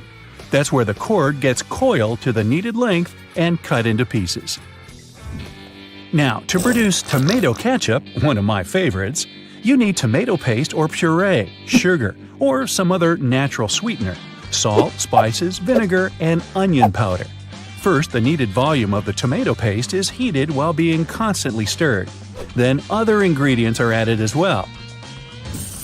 Before the ketchup is bottled, it has to go through several cooling stages. Meanwhile, bottles are already aligned and waiting to be filled with the ketchup. This usually happens automatically. At the end of this process, caps and labels are added to the bottles. Cashew nuts are rich in plant protein, healthy fats and fiber, and low in sugar. But they're some of the most expensive nuts out there, and no wonder. The cashew tree, native to tropical regions of Brazil, produces a long stalk called a cashew apple. It resembles a small pear. Well then, why don't they just call it a cashew pear? Anyway, at the end of this stalk, there's a kidney-shaped nut. It's protected by a double shell that contains a poisonous oily substance. It's the main reason cashews aren't sold in their shells like peanuts or pistachios. Cashews need to be dried and roasted first. This removes the toxins and makes the shell brittle and much easier to remove. Nail polish, as we know it today, is a rather modern invention. It became popular at the beginning of the 20th century. Different companies use different kinds of chemicals and ingredients to produce nail polish. But one of these ingredients is always the same: nitrocellulose. This substance is actually liquid, but it gets mixed with plasticizers. They make nail polish more flexible and allow you to wear it longer. The process of creating ice cream sandwiches is pretty simple. First, ice cream gets whipped. It's done to add some air. The resulting substance is then sent to the next part of the assembly. There, 2 lines of wafers are already sandwiched together, and ice cream is simultaneously injected between them. It happens so quickly that more than 100 ice cream sandwiches can be made in a minute. How many can I eat in a minute? There are all kinds of plastic brooms out there, but there's one type that's made from recycled plastic bottles. With people buying 1 million plastic bottles all over the world, it's a cool way to reuse plastic. Tires production is a multi-step process. Tires are made from more than 15 main ingredients. Among them, there's synthetic and natural rubber, carbon black pigment, and chemical additives. Giant mixers stir these ingredients under high pressure and temperature. The final result is almost always thin rubber gum. It gets rolled into sheets. After that, tires get assembled on a special machine. Different kinds of cloth, rubber, and metal are used for the production of a tire. Finally, the tire gets cured in a special press under more than 300 degrees of heat and high pressure. This process lasts for 12 to 15 minutes. When they make darts, The flight shafts are produced first. 10-foot-long aluminum rods are put into a special machine. It has a few cutting tools that work from several angles at the same time. The rod turns into shafts. There are threads cut into each flight shaft so that it can be later attached to the dart barrel. That's the part you hold and fling. On the other end, a cross saw makes slots for the arrow flights. At the same time, brass rods turn into the barrels on another machine. Grooves are cut into the barrel surface. This makes them easier to hold. And finally, they produce a dart point. It's done with the help of a hydraulic press. It forces pointed steel into the hollow part of the barrel. And dart's all there is about how they make darts. So get this, an extra hole at the upper part of the sink has multiple hidden functions. First, in case someone forgets to close the tap, the water won't overflow and the bathroom won't get flooded. Second, thanks to that hole, the water drains faster and it gives an escape for the air, helping the water flow down. Those two holes on a side of any Converse shoe are not only to let the stinky air out. Sure, breathability is important for any athlete. The second reason is that athletes lace through those holes to get a better grip. Donuts have a hole in the middle and it doesn't stand for O in donut. It's not designed for an easier grip either, though it can be quite convenient. It's actually made this way for mass baking so that they can cook all the way through evenly. Baby carrots are tiny and, unlike regular carrots, wet. Baby carrots aren't some special sort of carrots. They're actually made of regular carrots by cutting off the skin and outer layers and then polishing them to look that pretty. The problem is that they can't retain moisture. A regular carrot retains some water inside because of the layers that locks it in. Once they're chopped out, baby carrots can dry out easily, so they usually sell them in bags with some water inside. Toy stores are filled with Beanie Baby plush toys, and a detail that is even more iconic than their huge eyes is their tags saying TY. That's a small manufacturing company not so many people have heard of. Beanie Babies appeared in 1993 and they went insanely popular. TY is the name of the company, but it's not an abbreviation. It's the actual name of the company's founder, H. Ty Warner. Most metallic zippers have a hidden lock inside them to save you from awkward situations, such as an undone fly. Oh boy. Don't leave the zipper handle in an upward position. When you pull it downwards, it automatically locks. It's all thanks to those tiny grooves hidden underneath the handle. Almost any public toilet has a large gap between the floor and the door. The reason for such a zero privacy thing is to actually minimize the level of privacy and comfort, so that people wouldn't stay there long and there'd be no lines. It's also easier to clean, and safer if some emergency occurs. Headrests in a car are about comfort, and detachable headrests are about safety. If you pull the headrest out of a seat, you'll see two bars, which are quite sturdy. If you ever get locked or trapped in a car, you can get out of there smashing the window with these bars. Many cups and mugs have little grooves on the bottom on purpose. They're designed for dishwashing machines. The grooves let the water flow and not spill over your feet when you take the cup out. Also, those grooves let the air flow, so the cup doesn't crack even if the tea is scalding. Almost all measuring tapes have a metal tip with a small slot on the end. You can use this slot to hang the tape on a nail or a screw to make measurements without anyone's help. Sometimes this tip has a row of sharp points along the edge on one side. That comes in handy when you want to leave a mark without using a pencil. Doorknobs are usually made of brass, bronze, and some other copper alloys for a reason. They have an antibacterial effect, so they stop microbes from spreading. They get rid of a range of harmful germs pretty fast, within a couple of hours. But don't forget to wash your hands anyway. Grocery carts have loops for a reason. You don't want to put your jacket in a cart next to potatoes and onions. Hang it on a loop. This little hook-like thing is there to help you better organize the space in your cart. The carts also have a super handy grid. Whenever the cart's full, you just need to lift the grid and attach the shopping basket for extra purchases, placing it in between the horizontal bar above the wheels and the hooks the grid has. A point in an ointment cap is there for a reason too.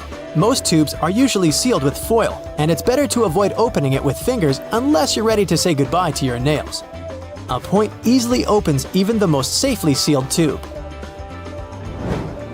Silica gel can often be found in different things you buy like bags, shoes, and many others. Don't throw it away. It's meant to absorb excess moisture, so anytime your shoes are a bit wet, just throw in a packet with silica gel. People used to co-live with rats, and these guys like gnawing on everything they see in their way, including paper. Still, rats weren't able to chew more than the space left on the margins. That black grate on a microwave isn't just some fancy decoration. It's called a Faraday shield, and it prevents the rays from escaping the microwave. It also speeds up the heating, so you can enjoy yesterday's leftovers faster. It may also block phone signals, so if you're tired of numerous calls, just put the phone into a microwave. But don't turn it on. All Tic Tac containers are designed to dispense one Tic Tac every time you open it. The lid has the same shape as the candy. Turn the container upside down, gently shake it, and open it slowly. You'll notice only one candy stuck between those lid grooves. So if you just open the container and shake it until 5 or even more candies fall into your mouth, it means you've been eating Tic Tacs wrong all this time. Those little holes in the airplane windows are designed to control the cabin pressure. They also protect the windows from fogging up as the temperatures drop and rise. By the way, the airplane window is round for a reason. This way, pressure is evenly distributed so it doesn't get deformed. Blue bristles on a toothbrush are actually an indicator that it's just about time to change the brush. As the bristles get in contact with water, the blue, or whatever other, pigment fades away. So the more you use it, the duller the color becomes. A triple handle on a jerry can is there to make it easier for two people to carry it and distribute the fuel evenly. Gas cans often have a second hole that actually needs to be uncapped too before you pour the gas. The air passage will prevent it from pouring out, so no more fuel waste. Jeans first appeared in 1873. They were invented by Jacob Davis and Levi Strauss. Davis was a tailor who was producing covers and tents, and Strauss was a businessman who, among other things, was selling cloth. The first jeans were made by Davis from denim, the fabric he bought from Levi Strauss & Co. Together, they patented the design. Blue was a standard color for denim that was dyed using an indigo dye. The blue color is a tradition that is still often followed today to replicate the original look of a pair of jeans. Jeans also have metal rivets, and they've been there from the very beginning. Jacob Davis, the man who made the first pair of jeans, added copper rivets to spots where pants were more likely to rip, flies, and pockets to make them stronger. Today, they have more of a decorative purpose since they're distinctive and traditional for jeans. Another special thing about jeans is those tiny pockets they have that seemingly serve no purpose. Well, maybe it's true now, but years ago, when many cowboys were wearing jeans, the pocket was made specifically to keep a pocket watch there. Also, back then, a pair of jeans had just 4 pockets. That tiny pocket, the watch pocket, 2 big pockets in front, and just 1 pocket on the back. Many zippers have the letters YKK engraved on them. It's an abbreviation that stands for the name of the company that can be translated as Yoshida Manufacturing Shareholding Company. This Japanese company is the largest zipper manufacturer in the world, so they put their initials on all the zippers they produce. That's around half of the zippers in the world. And that's why you see their zippers more often than any other zippers. Those little white golf balls have dimples all over them. It turns out they aren't there just randomly. At first, golfers were playing with a smooth ball. With time, the ball would get all punched and damaged, but also it would start to travel way further. The reason here is aerodynamics. Dimples allow the air to flow more smoothly around the ball, taking it further. So the idea was adopted and the balls got their dimples all around, allowing them to travel longer distances. In some ways, the United States is a whole different world, totally different from every other place. So let's take a look at what's normal there that baffles people from the outside. One of the first things a foreigner notices when entering the country is flags. American flags everywhere. on buildings like schools and houses, and on clothes like shorts, t-shirts, you name it. Throughout history, Americans have changed 27 flags. The current American flag was only adopted in 1960 and is so far the longest-lasting flag of the country. It wasn't created by the authorities, though. In 1958, there was a contest for a design of the new American flag, and the winning flag was made by a 17-year-old high school student from Ohio. The reason why Americans love their flag so much is national pride. But why not so many countries do the same? Well, some countries avoid displaying them for historical reasons. Other countries only raise the flag on special occasions to highlight the importance of the event.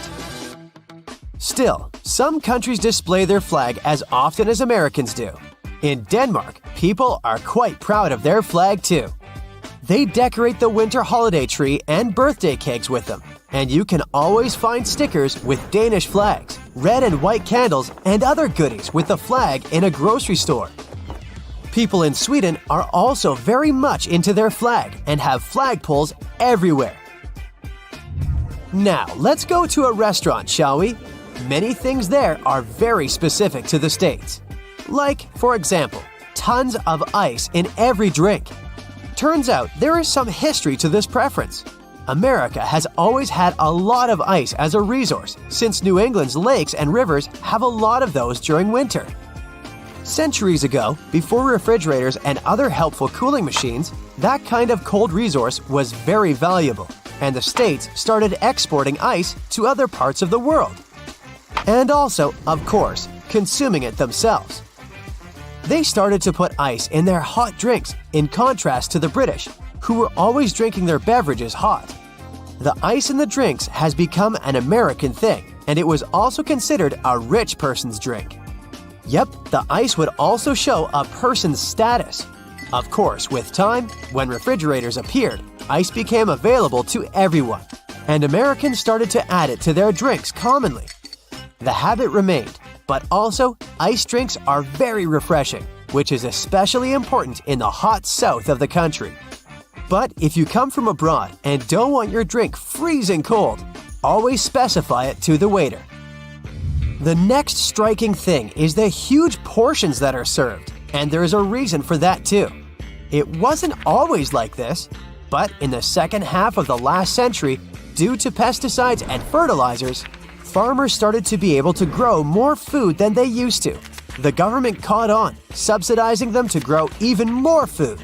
So, the amount of available food increased. Over time, companies started to increase the sizes of their portions. Why serve less food and get less money if you can serve a bit more and also charge more? That's good for business, and it's a win-win. Customers get more food for just a little bit more money. So, larger portions stuck. Okay, now we need to take a little toilet break. And, surprisingly, there are a lot of foreigners who find American toilets weird. First, what's up with those huge gaps in bathroom stalls? Let's start with the more obvious part, gaps on the bottom of the doors. Those are quite common, even outside the US, and they serve several purposes. First, you can see if there's a person inside without trying to break into an occupied stall. Second, it provides some ventilation and makes it easier to clean the floor in the bathrooms. The gaps on the sides are more questionable. Of course, people on the outside can't see everything going on behind the door, but still, there's not much privacy whatsoever. In most other countries, the gaps are either negligible or non-existent. So what's up with them in America? I did some research.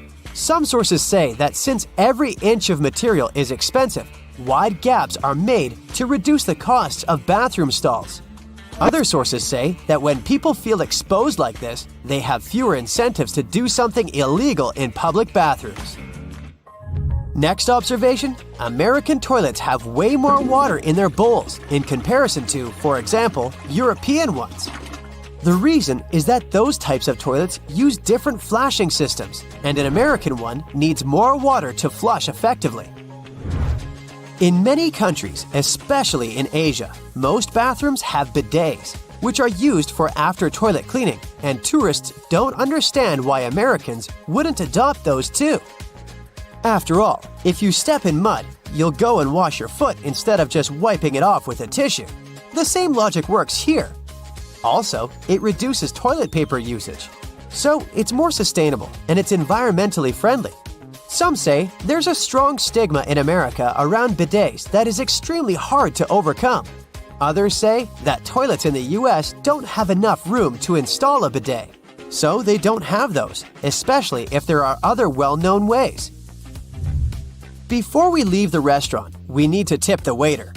Tipping in the United States is way more common than in most other countries.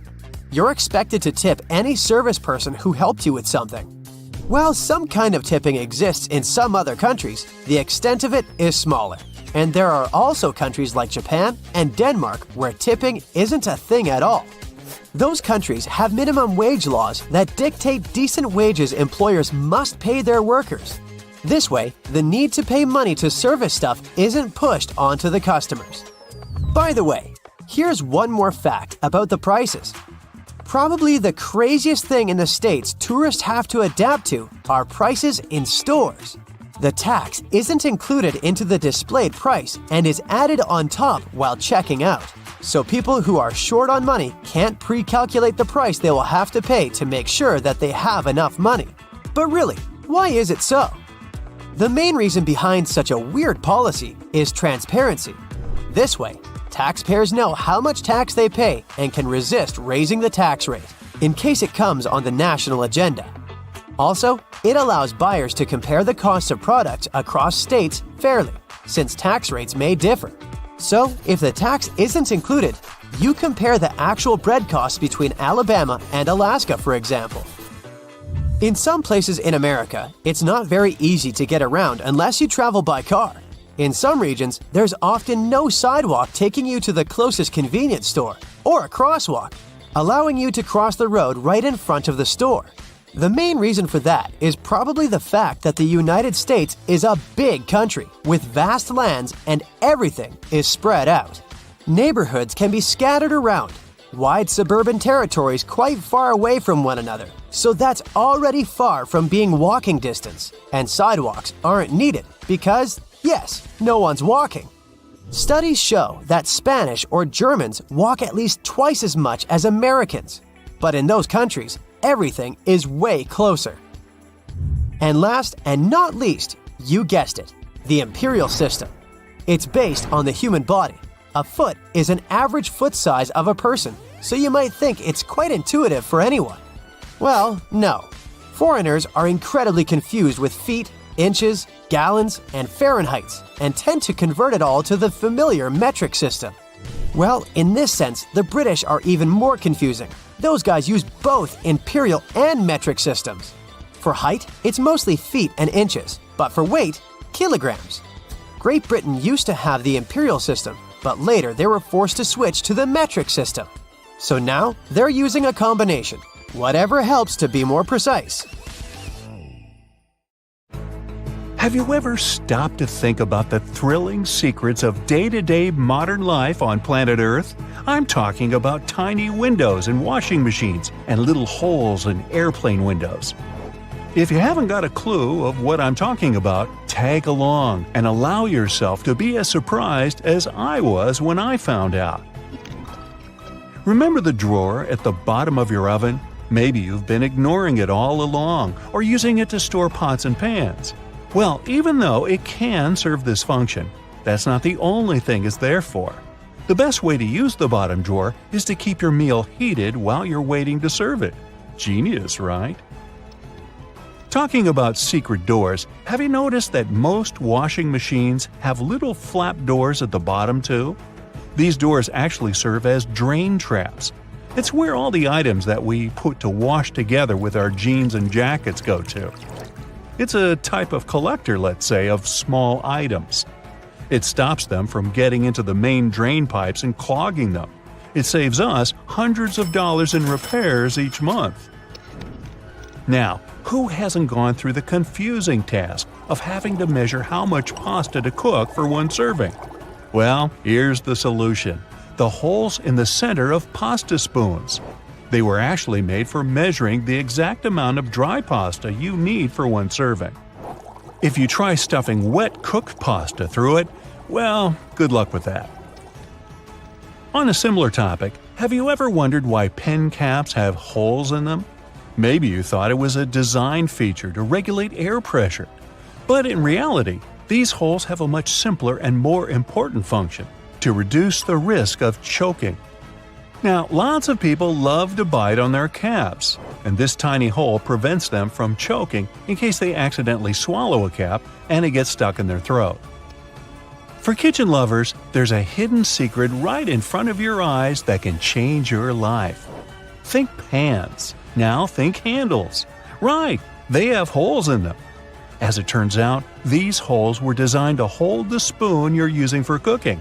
And instead of dripping sauce all over the stove or your kitchen floor, you can place the spoon in the hole and let it drip the sauce directly back into the pan. Woohoo! Speaking of everyday items, and most doorknobs are made of brass because this material makes them naturally germ-free. Unlike plastic ones, brass doorknobs are kind of magical. They can disinfect themselves without you having to clean them. Neat, right? Have you ever noticed that at the bottom of a measuring tape there is a little dip? You can find it in that metallic part you need to pull on to measure something. Well, that dip is actually the exact size of a regular nail. It was designed for people to place the tape on top of a nail and use it as a support while they stretch the tape. Well, I can't wait to try it out for myself. As for the margins in your notebook, they were invented to protect people's notes from mice. No, the mice weren't copying your answers for the math quiz. Actually, there were times when people had to cohabitate with rats and mice that often chewed on paper. So, to prevent information from getting completely lost, people created margins. This way, texts were moved closer to the middle of pages and remained unharmed by rodents. Perhaps this is where to digest information came from. And what about those tiny holes at the bottom of airplane windows? They have an extremely important function of regulating the air pressure inside the cabin. In other words, they help planes fly high up in the sky. Big responsibility, right? By the way, tray tables on an airplane are the germiest places inside the entire cabin. Studies showed that the trays had 8 times the amount of germs on the toilet flush button. Now, how about we cut a commercial airplane in half and see what's inside?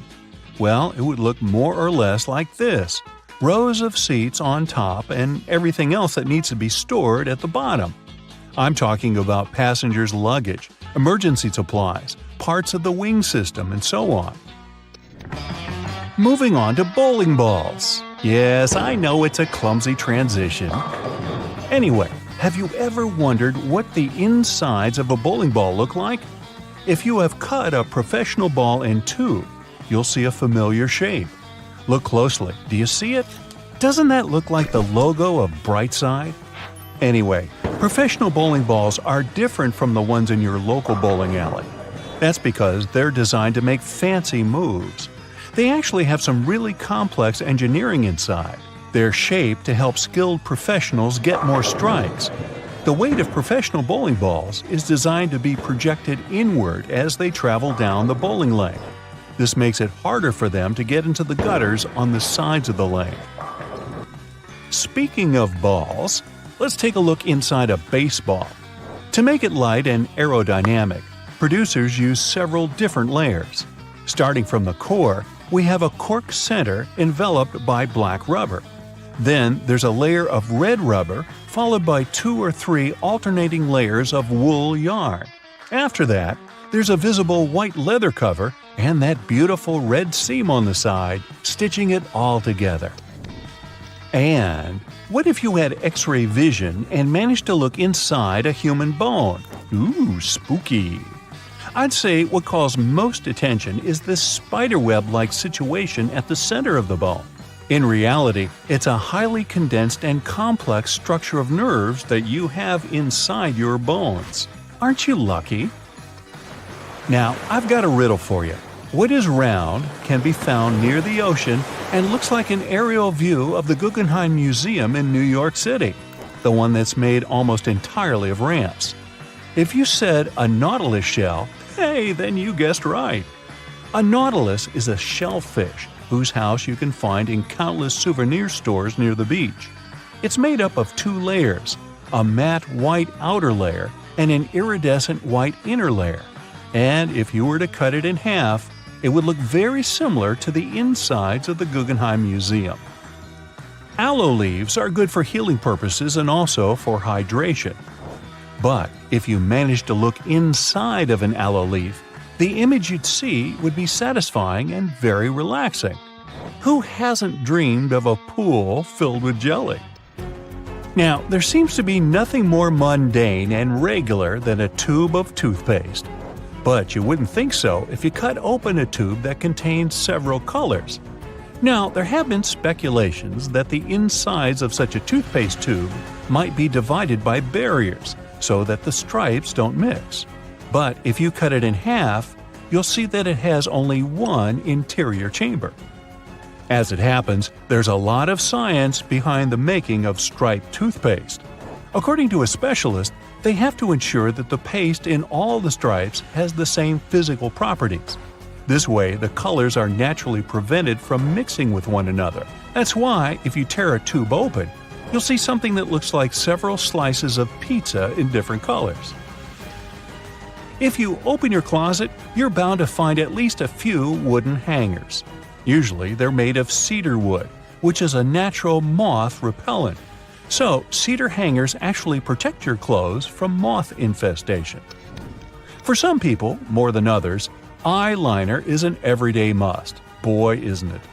But did you know that back in ancient Egyptian times, both men and women used kohl eyeliners to protect their eyes from the sun's glare?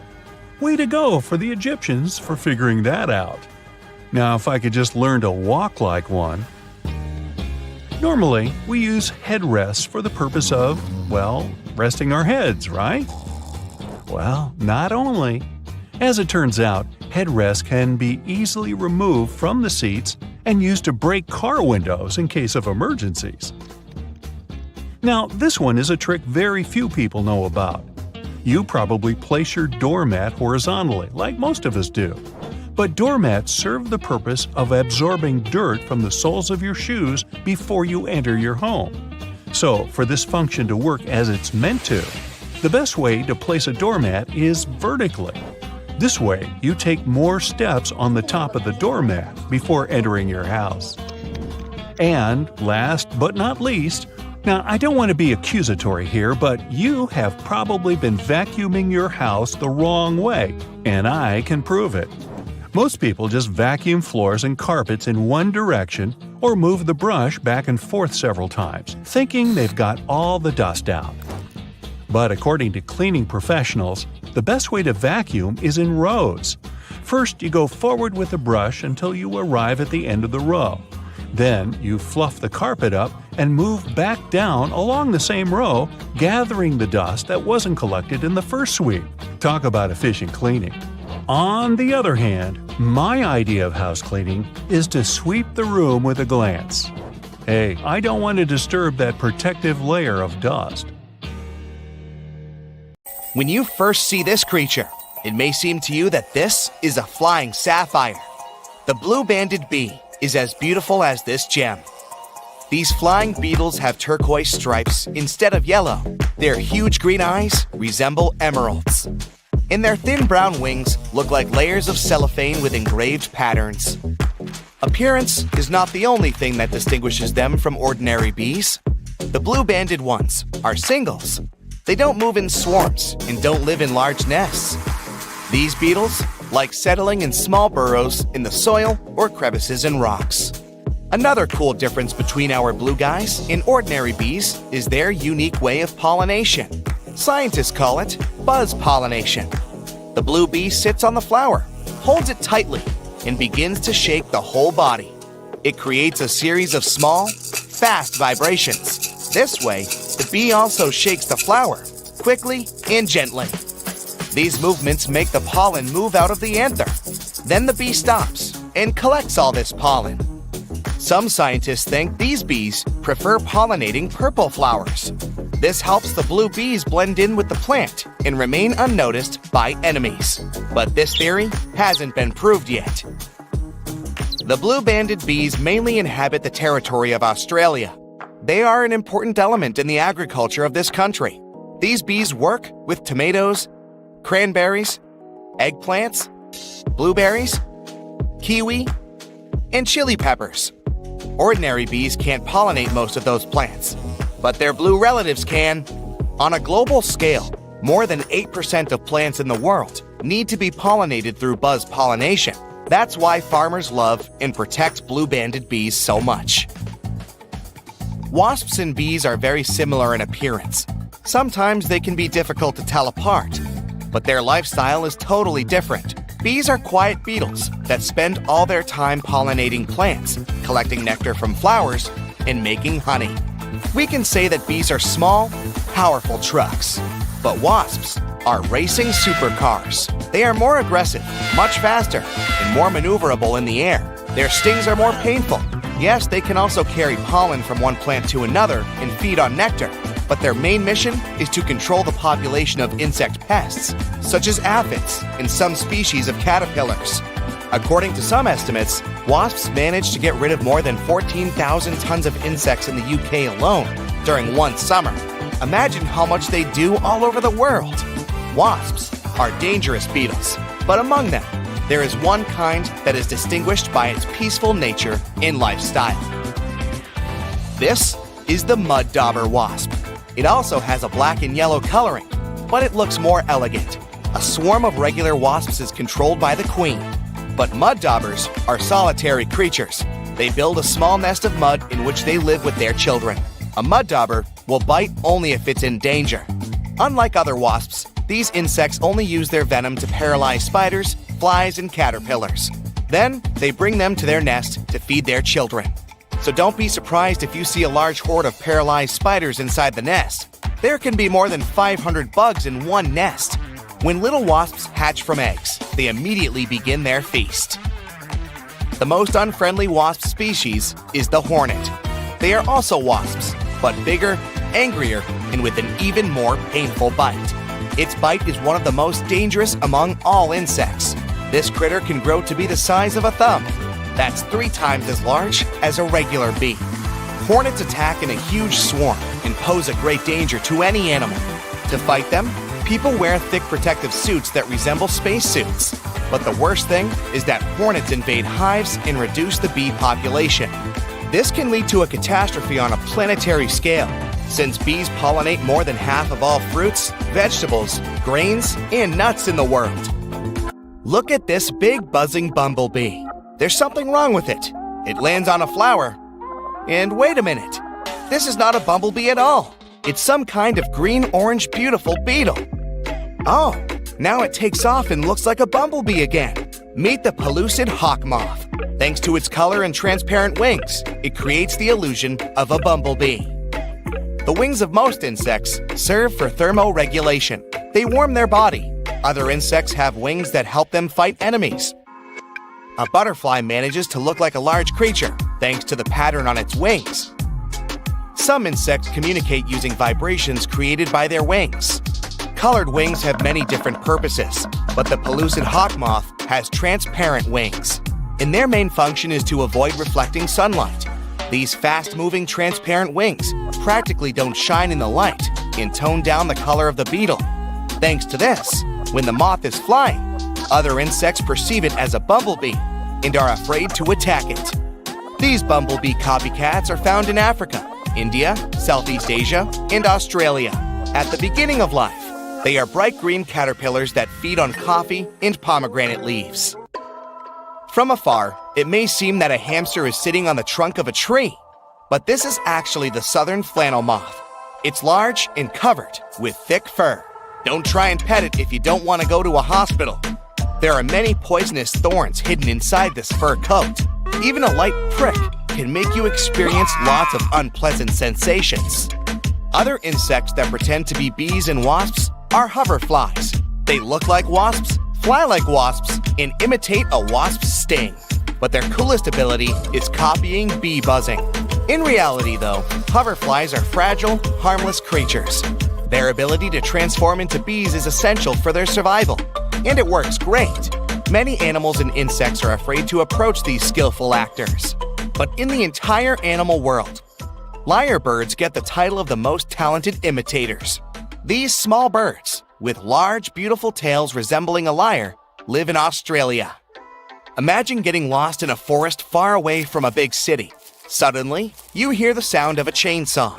You don't see people, but the sound is getting closer. Then you hear the clicking of a camera shutter. But there are no people with cameras around. Lyrebirds create all these sounds. Thanks to all the complex muscles of their syrinx, they can mimic the sound of almost anything. Some people heard these birds imitating human speech. Also, they are good forest designers. Female lyrebirds build domed nests on the ground, in stumps and caves. They usually lay one egg there and take care of the baby for the first 6 to 10 weeks. Let's go down from the sky to the ocean to see other tiny creatures. Meet blue-ringed octopus. This little guy looks so small and cute. Its bright neon color and blue rings are visible from afar. The octopus can easily fit in your palm, but it's better not to touch it. Meeting a great white shark may not be as dangerous as encountering this tiny creature. It's one of the most treacherous sea inhabitants in the world because of its venom. One bite can knock down a huge African elephant. The octopus is much more dangerous than a king cobra or a black widow spider because its bite often goes unnoticed. You may not feel or see when it stings you, and when you realize that something is wrong, it may be too late. Also, there's no antidote to the blue-ringed octopus's venom. The creature's salivary glands are home to bacteria that produce this venom. The same substance is found in the venom of pufferfish. When it enters the human body, it paralyzes the entire nervous system. The lungs stop contracting to supply the body with oxygen. The only good news is that this octopus is unlikely to attack first. The last recorded case when this creature charged at people was in the 60s. The blue-ringed octopus lives in the Pacific and Indian Oceans, from the coast of Japan to Australia. They spend most of their time in tide pools and coral reefs. Now we move to the hot sands of the southeastern U.S. states. You can find fire ants here. Outwardly, they don't differ much from regular bugs. But people call them fire ants because of their bite. Their poison resembles a flame. You're likely to feel the bite site burning.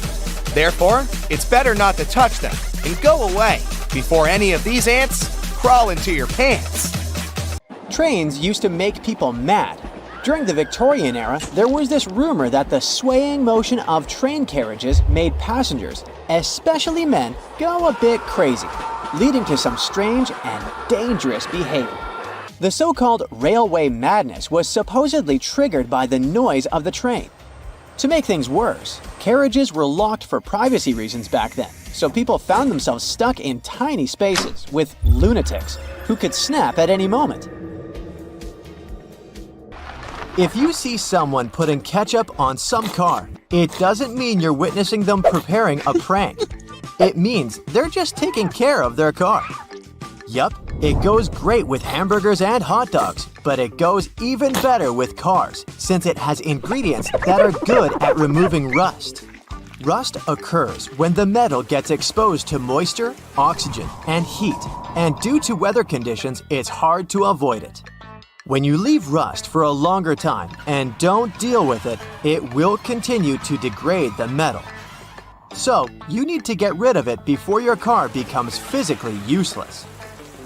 That's when ketchup comes in.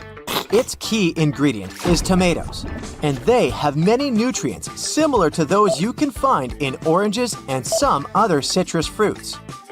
For instance, citric acid can help you remove rust from metal surfaces since it eats through rust. We're not talking about the cars only. You can use it on metallic kitchenwares, furniture parts, jewelry, and rust spots on generally any metallic item. You can combine it with washing soda. It's not quite effective against rust, but when you combine it with ketchup, it'll do the work. Mix these two and apply them to the rusted area. Leave it like that for about half an hour and wash it with a wet cloth or sponge. You can combine ketchup with salt instead, or just apply a lot of it on the rusty area without using any additional ingredients. Ketchup removes tarnish from brass copper too. Put it on brass hardware on doors and cabinets, or some accessories such as bowls and candlesticks for 10 minutes to make it all shine. And also, you don't put it on meat just because of taste. Ketchup breaks down its fibers, which means it makes it more tender. Locking handles as we know them were only invented relatively recently, in 1878. Before that, people had to get pretty inventive to secure their homes. Most folks used a latch string. They'd make a small hole in the door, thread a leather thong or string through it, and then loop it around a wooden bar. Even after doorknobs were invented, only the wealthy could afford a proper lock and key. Vacuum cleaners had a rough start too. The first one was invented in 1901, but it was so huge that it wouldn't fit inside houses. Instead, vacuuming was offered as a mobile service. The machines were parked outside, and long hoses were fed through the windows. And to get to the client's house, these large cleaning machines were actually pulled by horses. Back in the day, animals even used to pull strollers. Yep, with kids inside. The stroller was first developed in 1733 for the daughters and sons of a British nobleman who might have been a bit too lazy to walk with them every day. So, the first model was basically a shell-shaped basket on wheels that could be pulled by a goat or a small pony. This small chariot was cute, but probably not the safest way to get around. Refrigerators also used to be a bit scary. From the late 1800s until 1929, they used toxic gases like ammonia, methyl chloride, and sulfur dioxide to cool things down. People were so concerned about gas leaks that they began leaving their refrigerators in the backyard instead of keeping them in the kitchen. This danger even inspired Albert Einstein to create a new model. In 1926, Einstein and his former student Leo Szilard invented a refrigerator with no moving parts, using safer, environmentally friendly gases to reduce the risk of toxic leaks. But it had one problem. Einstein's refrigerator was less efficient than existing appliances, so it wasn't commercially appealing.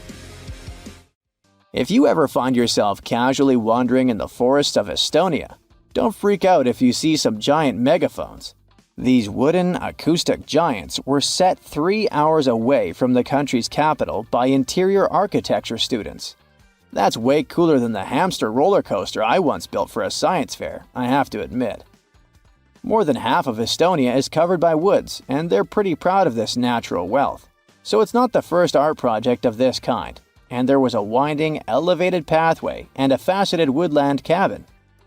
The idea of the megaphones is to crank up the natural sounds of a forest and also to serve as a rest spot for hikers.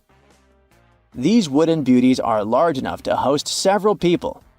And hey, if you walk this far into the woodland, you'll be thankful for this. The students were given a task to invent some concepts of a forest library. They built the megaphones off-site and brought them to their permanent spots. They're set in such a way that sounds from 3 directions meet in the center and create a cool, natural surround sound effect. Thankfully, kitchen supplies, including our beloved grills, have come a long way. Back in the 1950s, a metalworker named George Stephen had a brilliant idea while trying to create the perfect steak. Frustrated with flare-ups and uneven cooking, he decided to cut an old ocean buoy in half. This allowed him to control the airflow better. And that's how the Weber Kettle Grill was born, changing backyard barbecues forever. Have you ever used a public bathroom in the summer in your shorts and sandals and got splashed? It happens to the best of us, so no worries. If only there was some solution to this problem. Perhaps a urinal with a small hole so no liquid goes where it shouldn't. Looks pretty yucky and painful to me. An assistant professor at the University of Waterloo, Zhao Pen, and his colleagues came up with a way better solution for this sensitive issue. Their designs were inspired by physics and dogs. When a stream of liquid moves on a solid surface at a shallow angle, the splash is reduced, and the smaller the angle, the fewer splashes you'll see. You can even minimize them to a zero. And when dogs do their business, they lift their hind legs and do it on the vertical surface of a tree or a wall. I don't know if they actually care about it, but this does reduce the splash. Good job, Pluto. Talking about that, here's a fun challenge for your next family gathering. Ask everyone to fold a piece of paper in half, then in half again, and keep going for a total of 7 folds. Spoiler alert, they probably won't succeed. That's because each fold makes the paper thicker and thicker. In fact, if you had a huge sheet of paper and folded it in half 50 times, it would end up being about 62 million miles thick, which is about 2/3 of the way from Earth to the Sun. So yeah, it's impossible. The current record is held by a high school student named Brittany Gallivan, who managed to fold a single piece of paper in half 12 times, and it was a tissue paper. The USB symbol, looking like a trident, has always sparked multiple speculations about its origin. One popular idea is that it represents Neptune's trident and symbolizes power and adaptability. But there's also a little bit less exciting theory. A man who claimed to have designed the symbol in the 1980s stated that it was supposed to represent connectivity. The large circle symbolizes a computer, while the attached shapes, the circle, the triangle, and square, stand for different outputs. Look closely at a tram's overhead lines, and you'll see that its contact wires zigzag back and forth instead of going in a straight line. That's because all trams have pantographs attached to their roofs. The upper part of the pantograph is gradually worn down by the overhead wire and eventually needs to be replaced. To wear it down evenly, the wire is not installed strictly along the tram's path, but in zigzag patterns. As the tram moves, the pantograph slides along the wire, and it wears down evenly. Those cone-shaped water cooler cups? Their shape is intentionally designed to prevent users from setting the cups down. This allows employees to minimize the risk of spilling water on their desks around various electronic devices. Plus, less material is used to produce cone-shaped cups, which makes the process less wasteful and more cost-effective. It also kinda supports sustainability by encouraging people to drink their water quickly and dispose of their cups immediately after. You're probably wearing a YKK product right now. I mean, go check the zipper on your jeans. Yep, that's it. YKK stands for Yoshida Kogyo Kabushiki Kaisha, a Japanese company that makes roughly half of all the zippers in the world, producing over 7 billion zippers each year. Originally called hookless fasteners, they became known as zippers after a pair of rubber boots that could be fastened with a single zip became popular in 1923. The name stuck because of the high-pitched zip sound they make when used. Despite a popular myth, household batteries don't actually contain liquid, and if you accidentally cut them open, no toxic liquid will spill. Most of them are dry cell batteries, which are made of electrochemical cells. Those convert chemical energy into electrical energy. Larger batteries often house numerous small cells within them too. Even Tesla vehicle batteries consist of multiple small cells. When combined, they easily provide the necessary voltage. Did you know that nail polish used to be a status symbol? In ancient Egypt, queens like Nefertiti and Cleopatra were famous for their red nails, while lower-ranking citizens were only allowed to wear pale shades. You'll probably agree that there's no better snack than a pack of chips. Some are flat, others have ridges. Is it just aesthetics? Not really. The main purpose of those lines on some kinds of chips is to help with the distribution of spices and seasonings. In other words, all those substances that make your chips taste like cheese are mostly stored inside the lines. Plus, the lines make chips crunchier. This item here was also popular in ancient Egypt. What looks like a weird bench was actually a weird type of pillow. Back then, headrests were made from materials like wood, ceramic, and stone. Unlike our comfy pillows today, those ancient ones were used to protect people's hairstyles. That way, their hairdos stayed neat, even though they had a very uncomfortable night. If you've left a pot on the stove and your food burned, once again, take ketchup. Its acids will ease all the scrubbing and help you with grease. Just leave it over the night and you'll be able to wash the pot more easily. Or keep those small packages of ketchup we all end up having from fast food orders in the freezer. The ketchup won't be as hard as an ice cube as it freezes. So it will be good for soothing insect bites or similar things. For 8 centuries, forks were considered cursed and nearly forbidden in the West. The first models were used by the elite in the Middle East and the Byzantine Empire, and they made their way to the West in 1004, thanks to a noblewoman named Maria Agrippina. People were pretty shocked by it, to say the least. So when she passed away just 2 years later, everyone blamed the fork, thinking it was some kind of divine punishment. By the way, its name comes from the Latin word furca, which means pitchfork. Next on our list is Nike's iconic moon shoe, but I'm talking about the unique pattern of its sole. Back in the 1970s, Nike co-founder Bill Bowerman was making waffles for breakfast with his wife when he had a sudden idea: to pour a plastic material called polyurethane into the waffle iron. The machine was ruined, of course, but I guess it was worth it since that's how the first Nike waffle trainer was born. I mean, its sole. That clear fluid in gel pens is called the ink follower or stopper fluid. The gel in such pens contains pigment particles dissolved in a polymer solution. The main task of the stopper fluid is to be a barrier to prevent the gel from evaporating or leaking out. Without this transparent fluid, your gel pen wouldn't function. The fluid always stays in one position and doesn't get dissolved with the gel. Neither does it move backwards or flow out of the pen. Let's move on to another favorite snack: popcorn. These days, cinema and popcorn go hand in hand, but it wasn't always this way. In the 1920s and 1930s, movie theater owners were hesitant to allow snacks in their theaters. They were worried about the mess and the crunching noises interfering with movies. Plus, popcorn used to cost only 5 to 10 cents, so they didn't see any financial benefit. But savvy street vendors saw a big chance. So they got their own popcorn machines and started selling them outside theaters. That's why popcorn probably became the original clandestine movie snack, and theater staff would even have to check if people were hiding bags of it in their coats. Have you ever helped your friends move into a new apartment in a building without an elevator? Then you're gonna love this one. Houses in Amsterdam have hooks on top. This is a medieval invention for pulling stuff up the houses. The simple tech consisting of a wheel and a rope still functions now, centuries later. Why not just use the stairs? Well, if you get inside one of those narrow Amsterdam buildings, you'll see there's hardly enough room to comfortably ascend, and you can forget about even trying to pull a table on top. Back in the medieval ages, pretty much like now, only rich people could afford housing around the canals in the best parts of the city. Those people were mostly traders and used the canals for their business. They stored goods in the same houses they lived in, and with regular floods, they had to find a way to keep the goods dry.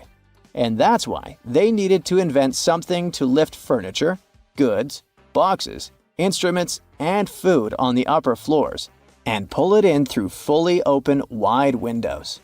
The lifting tech is one of the reasons the houses in Amsterdam are leaning forward.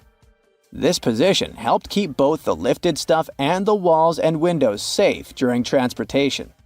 They didn't have to touch each other. The gables also assisted in the process and had to be made firm to withstand all the heavy weight. And in case you're wondering what gables are, they're sections of wall between the edges of a dual-pitched roof, typical for Amsterdam. Sticking with old-school fun, it's time to talk about cards. So, have you ever wondered how many times you need to riffle a deck to shuffle it completely? The answer is 7 times, according to math. Even cooler, if you shuffle a deck right, you're probably creating a unique order that's never existed before and never will again. And if you have a deck at hand, check out the 4 kings. You'll notice that the King of Hearts is the only one without a mustache. He's not special or anything. I mean, he also used to have a mustache, but it was lost in the reproduction of the original design. Your home has more regular things that can do magic tricks. Like if you have a house or a big terrace and want to make a nice flower wall. Try old mattress springs. Just hang them on the wall and let your imagination run wild with flowers. An old flower sifter can still come in handy, for example, as a planter. Even if you don't have one, you might find it at a garage sale or a thrift store. Wallpaper is making its big comeback when it comes to home design. Maybe you can try something different and use some old books with torn pages. You just need to learn the basics of hanging wallpaper, and voila! You get a new cool place for your old books. There's a solution for the remains of an old book. Don't worry, you can have blocks where you'll keep your kitchen knives. It's pretty original, don't you think? Solitaire was probably everyone's go-to game to pass the time back in the 1990s, but its original purpose was far from it. When developers created this game, their idea was to teach people how to use a computer without them even realizing it. For example, dragging and dropping cards into one place helped people learn how to move files into folders. The same goes for Minesweeper, which was designed to help people get used to using a mouse and clicking. Cleaning blinds can be frustrating, but the next time you do it, try doing it with a sock over your hand. Hands are kind of perfectly shaped for getting all those nooks and crannies on the blinds, and the sock will do the rest. Here's something you wouldn't expect. Ice cubes can help you remove gum from carpet, clothing, and hair. Just put your clothes in the sink and add ice cubes. Leave it like that for a while. Ice will freeze the gum, so you can chip it away more easily. If the gum got stuck on the carpet, leave ice cubes right in the critical spot and remove the gum with a butter knife. It's a little bit harder to remove it from hair though, but still possible. Just wrap the ice and parts of your hair with the gum in a washcloth until the gum gets frozen. When you get there, you should be able to break apart the gum and free your hair using your fingers. Or, next time you have to deal with a splinter, just take one ice cube to numb that area before you even start doing anything. You might have noticed that movie theater seats are almost always red. This choice isn't random. It has strategic importance, which is rooted in visual science. The thing is, red light has a longer wavelength. It means that it's the first color to disappear in low light. It allows the audience to concentrate better on the screen once the movie begins. Such a design choice enhances the viewing experience by minimizing distractions. Speed bumps are crucial for pedestrian safety, but at the same time, they can seriously increase car emissions due to the non-stop acceleration and deceleration they cause. To address this issue, some cities like London are testing fake speed bumps. Those are optical illusions painted on the road. They look raised from a driver's perspective, but in reality, they're flat. Authorities hope that this approach will slow down drivers without having a negative impact on the environment. Soda bottles are always filled in such a way that there's some space between the liquid and the cap. That's because soda contains carbon dioxide. It's a gas that can expand once the bottle's heated. If there's no gap in the bottle, it can break because of the pressure building inside. Also, when you open your drink, the gases go out in the form of bubbles, making the drink overflow. The gap helps with this problem too. If you're more into Angry Birds, Candy Crush, and other mobile games, that's totally normal. After all, more people have access to cell phones than to toilets these days. But not many of us stop to think about how disgusting our phones can be. The natural bacteria from our skin and the oils from our hands get transferred to our phones with every touch, swipe, and tap. This makes phones about 10 times dirtier than toilet seats. Yikes! If you're planning a trip across the Atlantic, you should prepare for more than just the jet lag. Depending on where you land, life in Europe can seem a bit unusual. So it's best to do a bit of research before you travel. Speaking of quirky little differences, one of the first things you may notice is the lack of AC.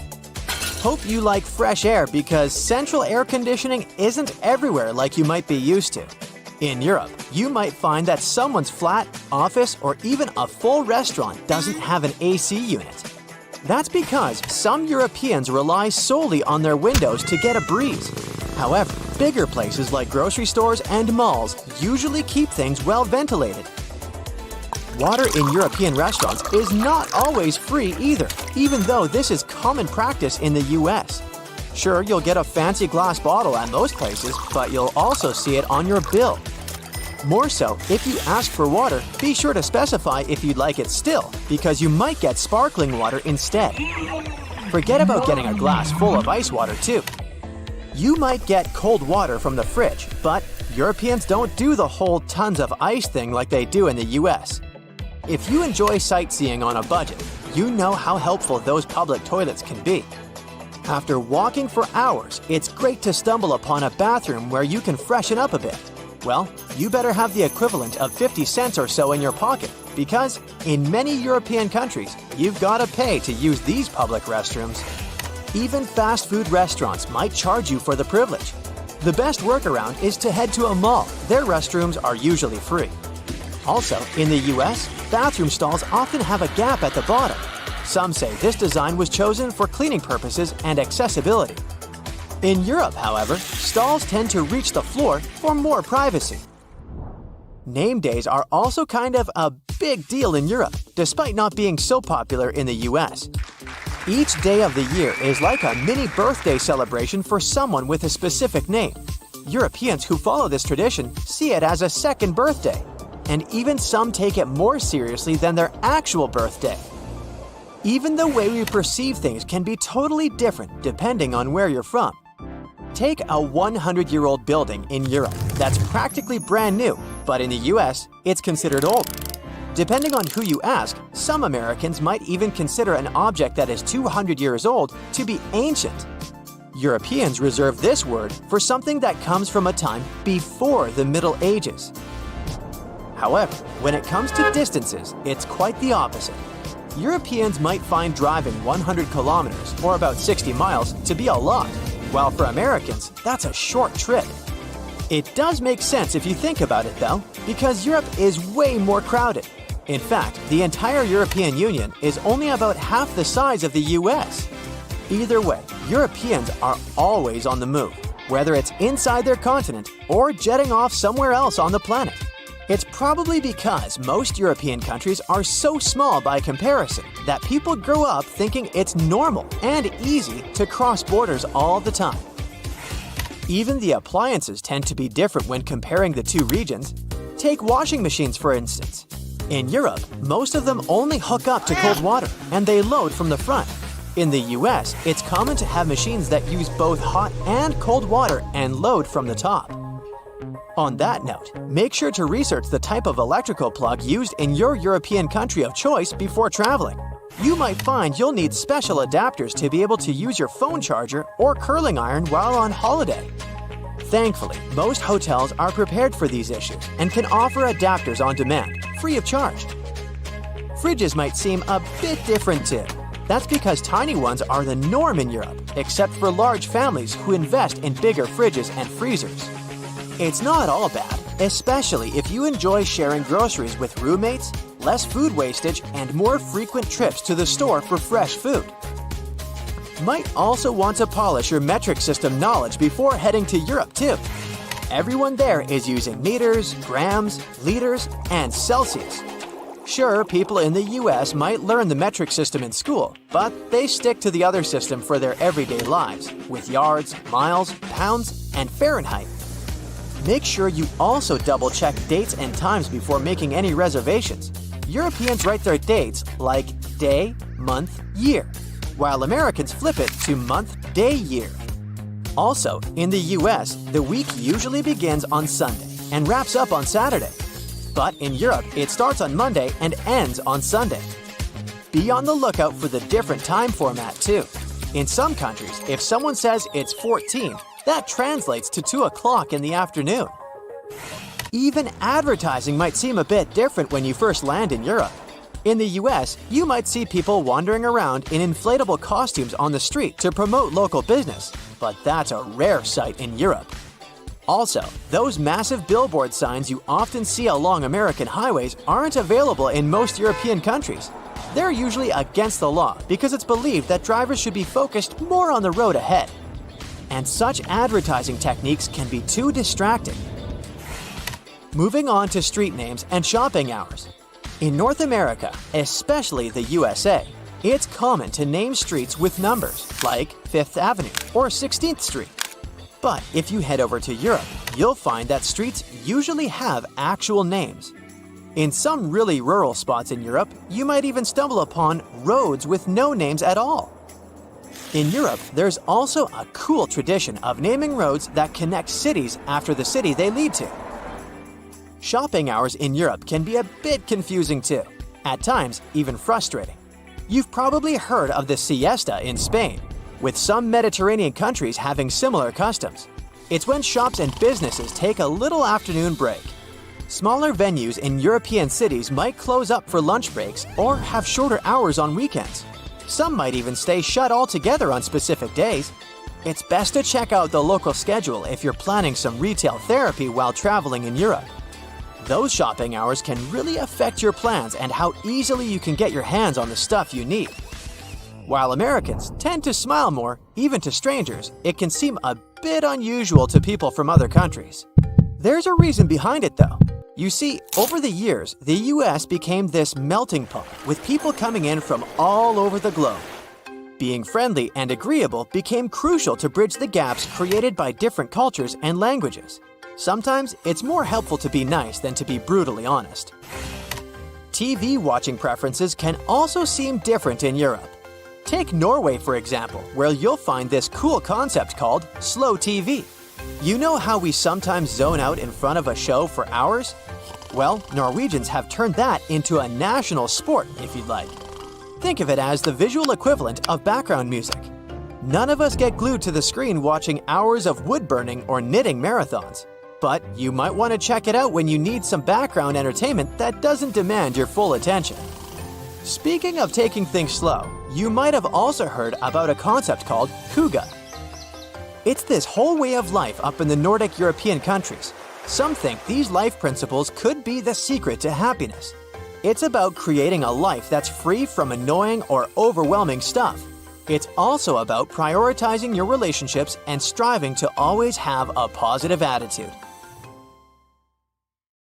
You see these blades? They have notched corners to make your cutting experience smoother. Ooh! The front edge notch helps with separating blades during manufacturing, while the trailing edge notch helps the blade glide easily. And a fun fact, that notch on the front also helps you spot unused sections of the blade. Just a little visual indicator to make your life easier. When it comes to silver versus black blades, they're both made from the same stuff. But black blades are sharper and are better suited for cutting through tough materials, while silver blades strike a balance between cutting power and durability. If you want that extra cutting oomph, go for black. Oh, almost forgot. The only thing those blades aren't meant to cut is food. It has a rust-proofing oil coating, which is not safe for humans.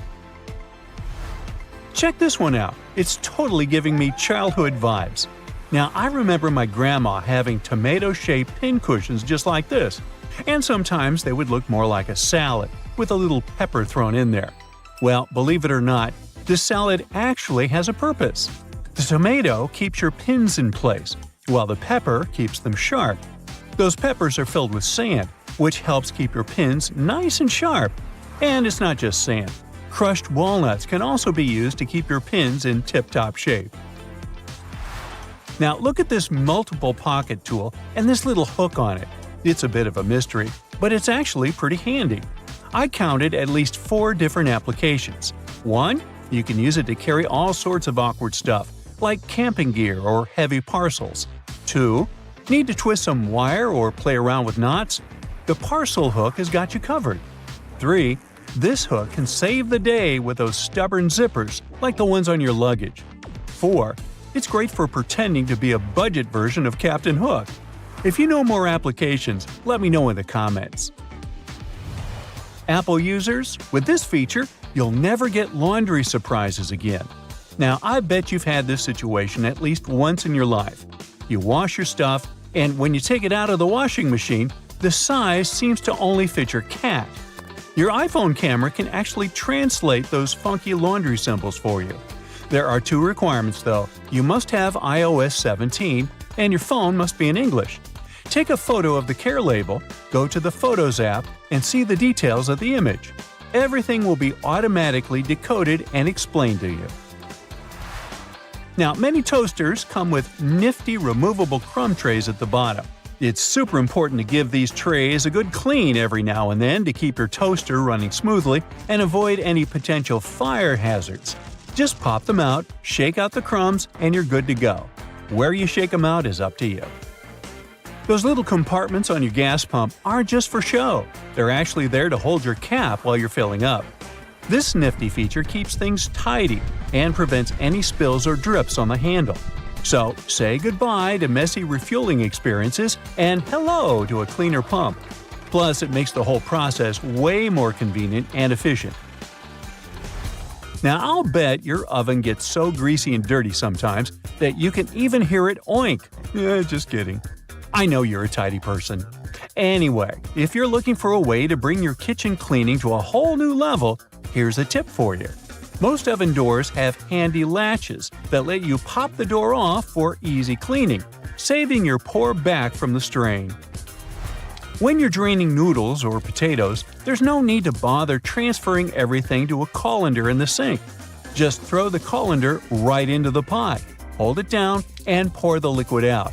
It makes life so much easier, especially when you want to save that starchy water for recipes. It's a must for authentic pasta, by the way. So let's say you've snagged this gem at a thrift store a while back for just under $1. It's seen better days, serving as an ashtray, but you decide it's time to give it a new lease on life. Here's the lowdown on how to make it shine again. Mix up a solution of boiling water, baking soda, and table salt in a bowl lined with aluminum foil. Let the piece soak for about 15 minutes and repeat this process 3 times. In between soaks, gently scrub any rough spots with a microfiber cloth. After the final soak, dry the piece off and rub on some toothpaste, baking soda, and peroxide. Buff out any remaining tarnish with a clean, dry microfiber cloth. Rinse it off, and now your piece is practically gleaming like a mirror.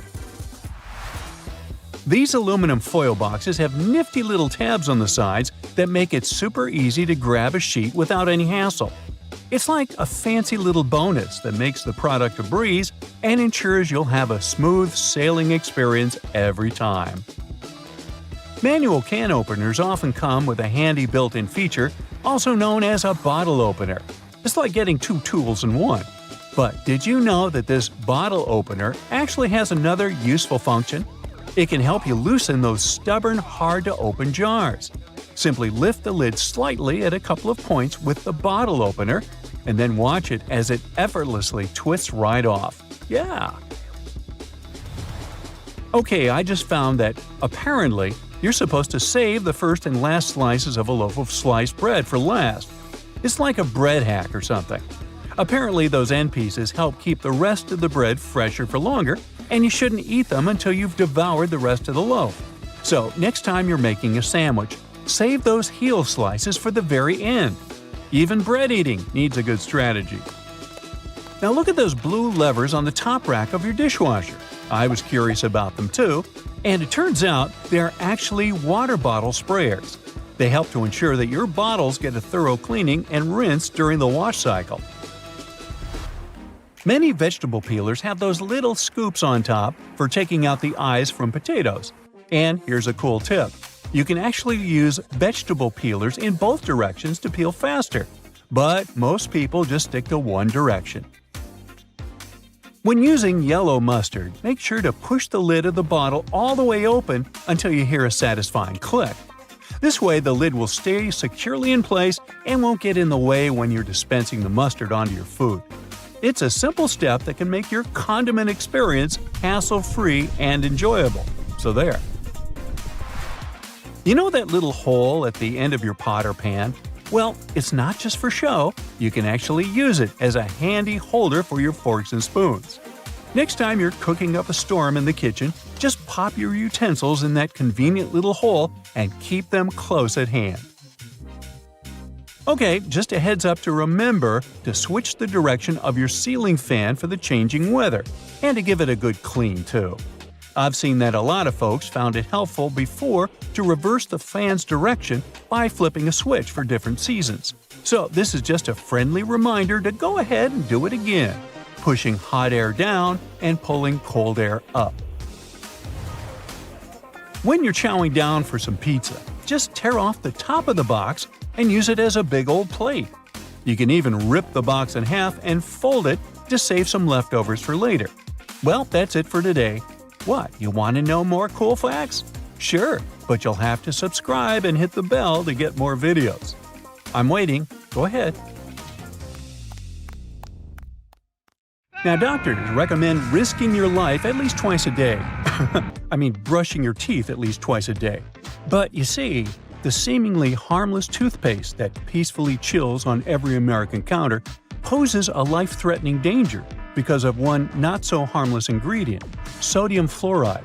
Now, don't get me wrong, not every toothpaste out there contains it, but most of them still do. But don't rush to the bathroom to trash your tube. If you swallow a tiny pea-sized glob, it isn't fatal. I'm talking about larger quantities. A toothpaste tube has only 0.15% fluoride. To send you running to the hills, you must consume around 8 tubes one by one, so technically, toothpaste is totally safe. Let's go and look for more dangers at your place, shall we? Personally, I don't have this one, but if you happen to have a CFL light bulb, you gotta be extremely cautious with it. The thing is, many of those bulbs are made with mercury. If such a bulb breaks, you gotta start by turning off your ventilation system. Otherwise, the contamination will only get worse.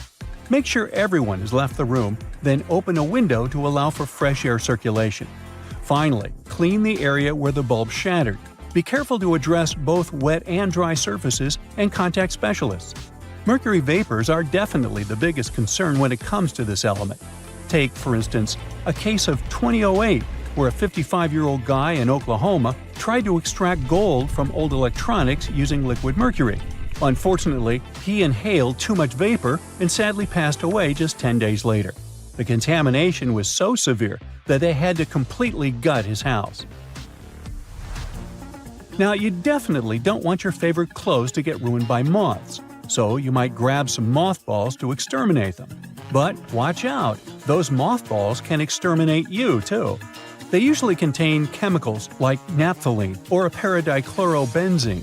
When these get into the air, they turn into gas. That strong smell you associate with mothballs kicks in. Those fumes can actually irritate your eyes and lungs, and may even cause headaches, dizziness, and nausea. Plus, there are concerns about these chemicals being the cause of major conditions that even modern medicine can cure. Naphthalene is especially risky because it can break down your red blood cells, leading to a condition called hemolytic anemia. So try to swap those balls for good old lavender. Moths aren't big fans of it.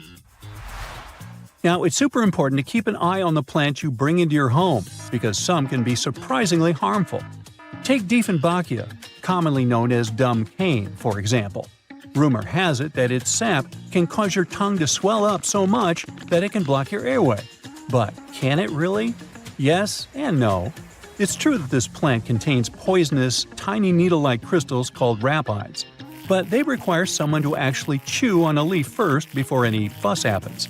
Otherwise, you might just feel a brief burning sensation or observe some skin redness. In rare cases, you might see some swelling in the area that touched the plant. Generally, just a little nibble leads to mild discomfort, so please don't snack on your potted plants. This warning is more for the safety of your pets, especially cats. Now, if Dieffenbachia stays in contact with the mouth for too long, it can cause some serious pain that might linger for days or even weeks. In those cases, a trip to the hospital might be necessary, especially if the throat gets affected, as that could impact breathing.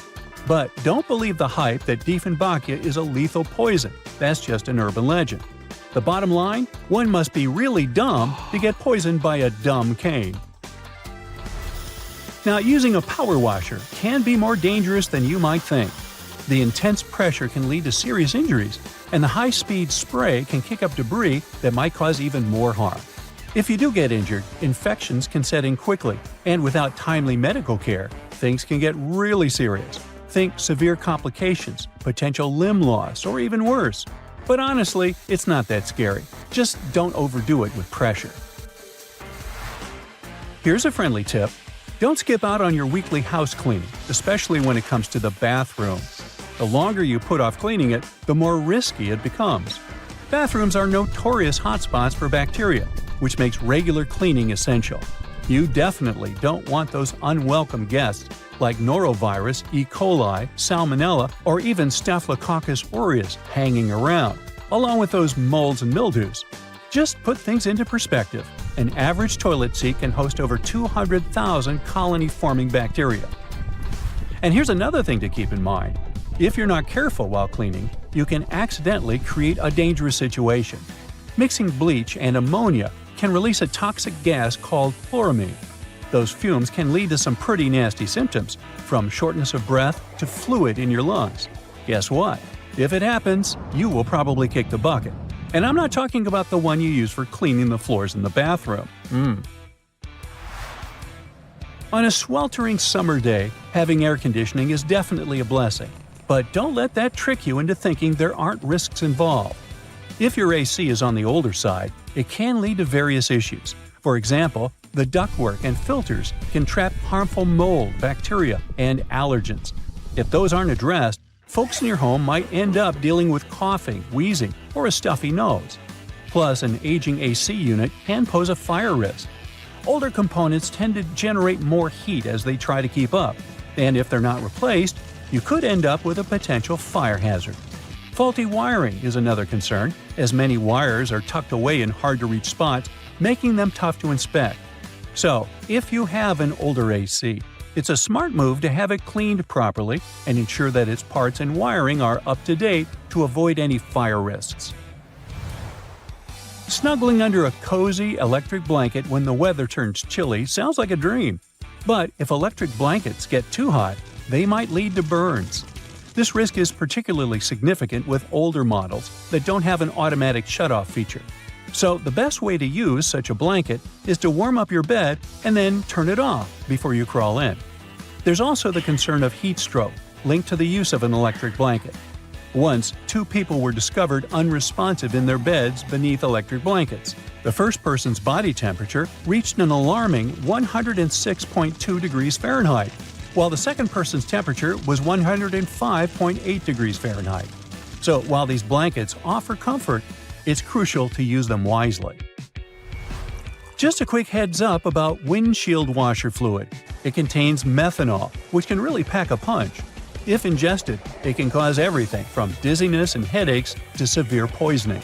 Make sure to store it safely and keep it in the original container. Never transfer it to unmarked bottles. It can easily be confused with water and other harmless liquids, and that's a big no-no. Methanol is super toxic. For a grown-up, 2 to 8 ounces can do the trick. You know what I mean. The windshield washer fluid you dump into your car usually has about 30 to 50% methanol in it. But the concentrated versions? They can pack a serious punch with 90 to 100% methanol. Just remember, these products need to be diluted with water before you use them. The last everyday thing on our list does seem to be a great buddy of ours, especially if located in the bathroom.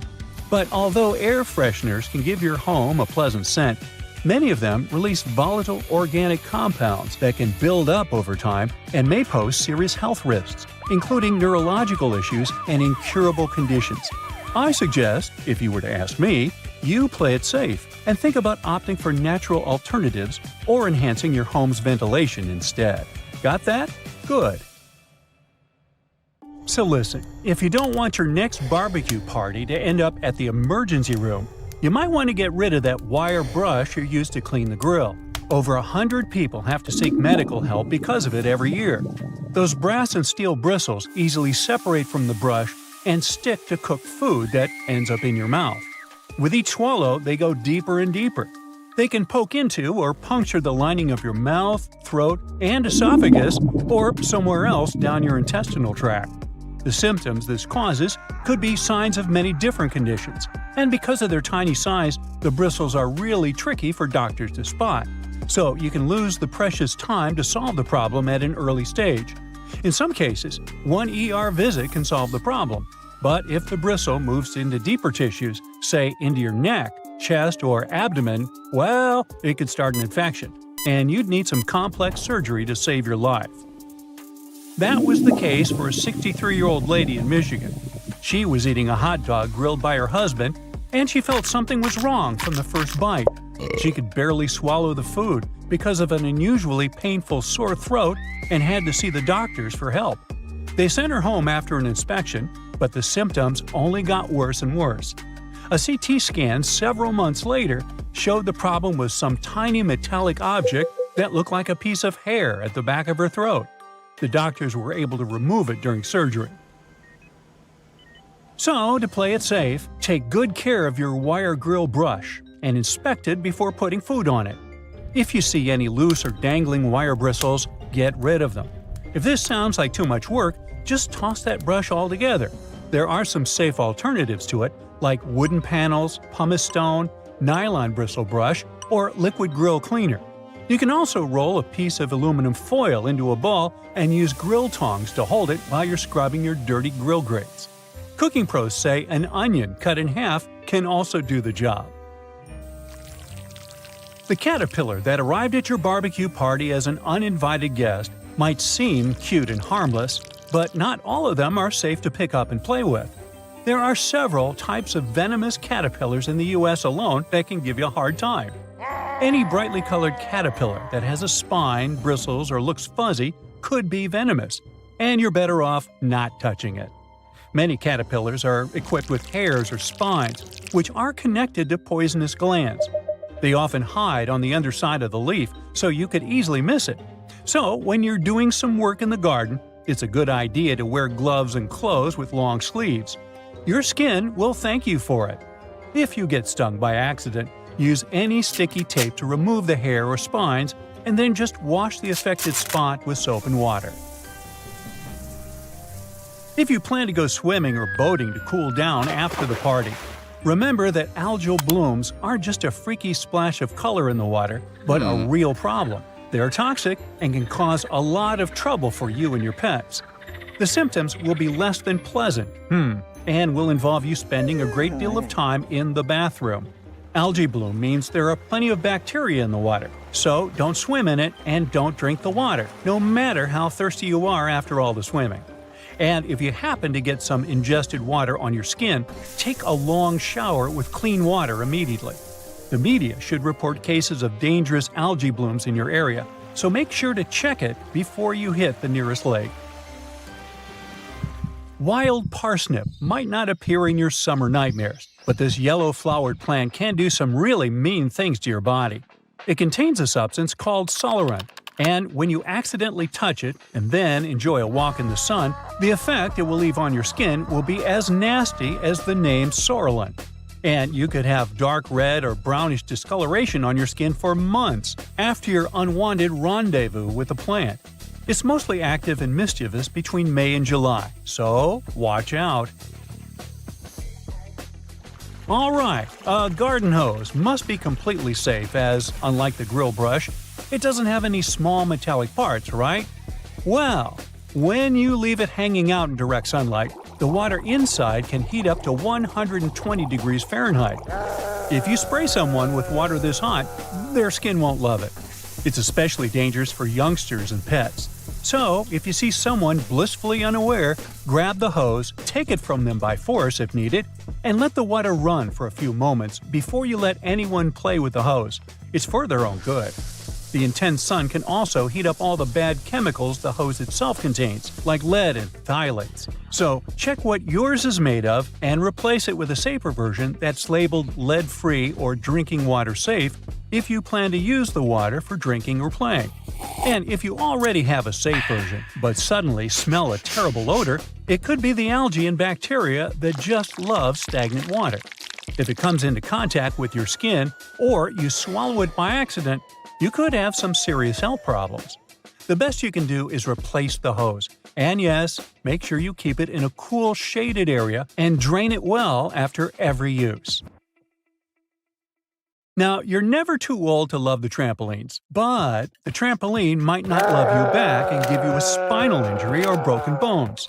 Almost 100,000 injuries like this with young users happen every year because they're so easy to fall from or land in the worst possible way during a somersault or a flip.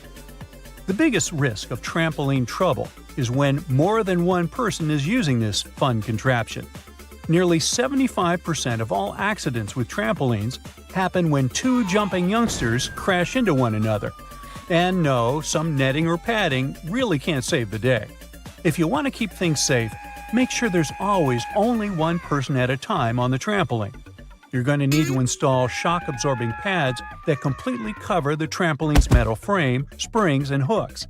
If you see any signs of the padding getting too old, like tears and fraying, you need to replace it immediately. Make sure the trampoline stands on level ground and isn't too close to other structures and trees. A slide in your backyard, no matter if it's made of metal or plastic, can turn into a frying pan under the sun and can heat up to 189 degrees Fahrenheit. So, before you jump on it or let someone else do it, check the temperature of the whole thing top to bottom. And even when your little sister or someone else you love is begging you to go on a ride with them, don't do it. The slide is designed for one person of a certain size. When the two of you end up tandem sliding, the smaller leg can get caught up between the bigger leg and the edge of the slide. The speed will also increase, and it can lead to all sorts of drama. Finally, no matter how tempting it feels in the hot months, don't walk barefoot on that beautiful lawn in the park or even in your own garden. You never know what's hiding in the grass, and if you step on something sharp, like a rusty nail hiding in the grass, you'll get yourself into a lot of trouble. Flip-flops aren't the best idea for everyday summer shoes either. They rarely come with arch support and can make you take shorter steps and put more stress on your body. It's just not good for your feet, joints, and muscles. Otherwise, have a great summer!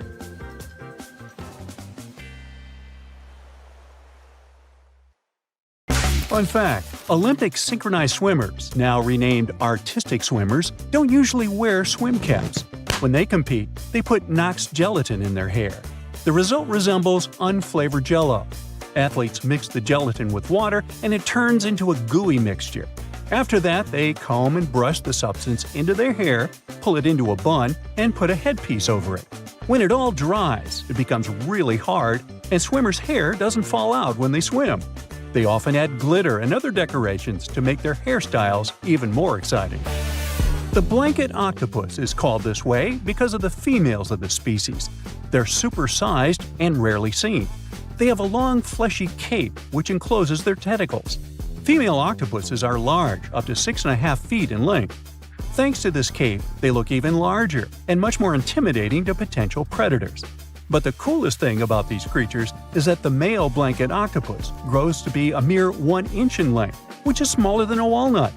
This makes the blanket octopus a species with the largest gender size difference in the entire animal kingdom. Red Bull has published a video showing the so-called world's fastest camera drone following a racing car around Silverstone's Grand Prix circuit. The Dutch drone gods are a company that custom-built the manually piloted drone designed specifically for keeping up with cars moving at speeds of over 186 miles per hour.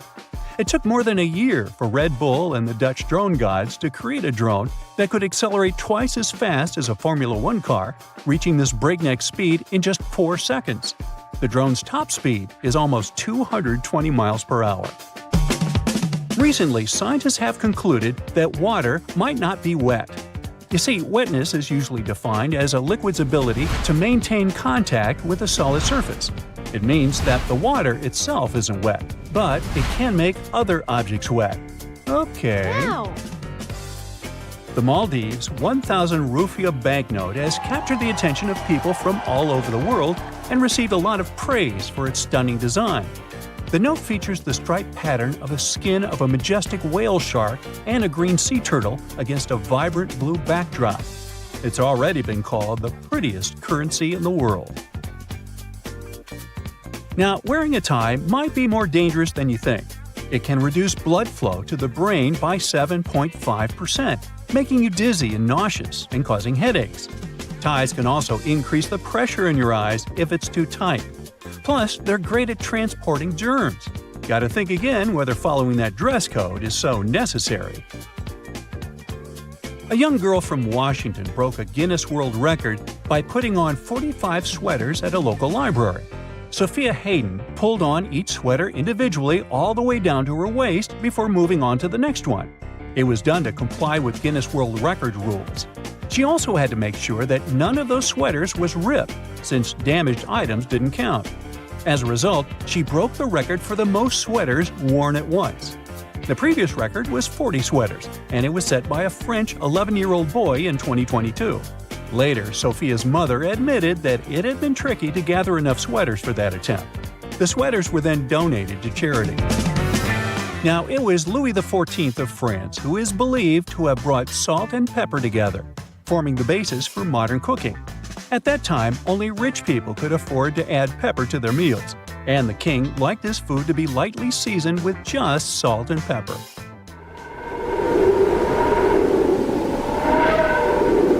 Our sun produces a sound, but sadly, we can't hear it. It's emitted in the form of pressure waves, and their wavelength is measured in hundreds of miles. It means they're far beyond the range of human hearing. Now, while we're on the topic of space, let's discuss the fact that our solar system has a wall surrounding it. Well, kind of. It's called the heliopause, and it's the region of space where solar wind isn't hot enough to push back the wind of particles coming from distant stars. That's why this region is often considered the boundary between the solar system and interstellar space. Another space fact for you: comets smell like rotten eggs. I know, ew. Other smells that might surround them are those of burning matches and even almonds. That's because of the traces of hydrogen sulfide, ammonia, sulfur dioxide, and hydrogen cyanide found in the makeup of some comets. In 2016, promotional postcards were even made, carrying the pungent scent of a comet. Now, in any career field, the average worker is productive for around 60% of their working time each day. But if we talk about office workers, this percentage drops drastically. One study determined that the average office worker is productive for a mere 2 hours and 23 minutes per day. The thing is, employees are interrupted in general every 3 minutes and 5 seconds. And it takes people a whopping 23 minutes to get refocused after an interruption. It means that employees get 3 minutes of work done for every 26 minutes they spend at their workplace. Unbelievable. No wonder that statistically, people working remotely are much more productive. Scottish soccer team Inverness Caledonian Thistle Football Club is known for using cameras with AI ball tracking to live stream their matches on YouTube. Well, once, in the 2020 match against R United to be precise, when a camera repeatedly tracked an official's bald head, mistaking it for the soccer ball. Uh-oh, what a blunder. Now, speaking of sports, football teams wearing red kits reportedly play better. Accordingly, the color of your attire affects not only how you're perceived by others, but also how you feel. A review of football matches in the past 55 years has shown that teams wearing red consistently play better in home matches than teams dressed in any other color. One more awesome story connected to sports. In order to draw some of the most wanted criminals out of hiding, the U.S. Marshals Service once came up with an offer crooks couldn't resist. They invited them to the Super Bowl. In December 1985, more than 100 people came to the Washington Convention Center after receiving a letter informing them that they had won tickets to the largest sporting event in the country. According to the invites, they had been selected randomly from a clearinghouse list of D.C. residents and were supposed to receive 2 tickets to the Redskins vs. Bengals game that day. But to get in, they had to come to a pre-game party to collect their tickets. And guess what? The plan worked like a charm. Over 100 criminals were arrested, which made Operation Flagship one of the most successful in U.S. police history. Now moving on. Your brain is eating itself non-stop. Wait, don't panic yet. It's a totally normal process known as phagocytosis. During this process, cells envelop and consume smaller cells or molecules to remove them from the system. Luckily, phagocytosis isn't harmful. It actually helps preserve your gray matter, keeping it in top shape. Boy, I could use more of that. Giraffes are 30 times more likely to get hit by lightning than people. Between 1996 and 2010, there were just 5 documented lightning strikes on giraffes that ended tragically. But if we consider the fact that the population of the species was just 140,000 at that time, it makes for around 0.003 lightning casualties per 1,000 giraffes each year. This is 30 times more than the number of tragic accidents involving lightning strikes that happen to people. Animals experience time differently from us humans. To smaller animals, the world around them moves more slowly. For instance, salamanders and lizards experience time not as fast as, let's say, dogs and cats. All because of the perception of time, which depends on how quickly the brain can process incoming information. And finally, snails do have teeth, between 1,000 and 12,000 to be precise. These teeth aren't like ours though, so there's no need to picture snails with silly toothy grins. Snails' minuscule teeth are all over their file-like tongues. So there.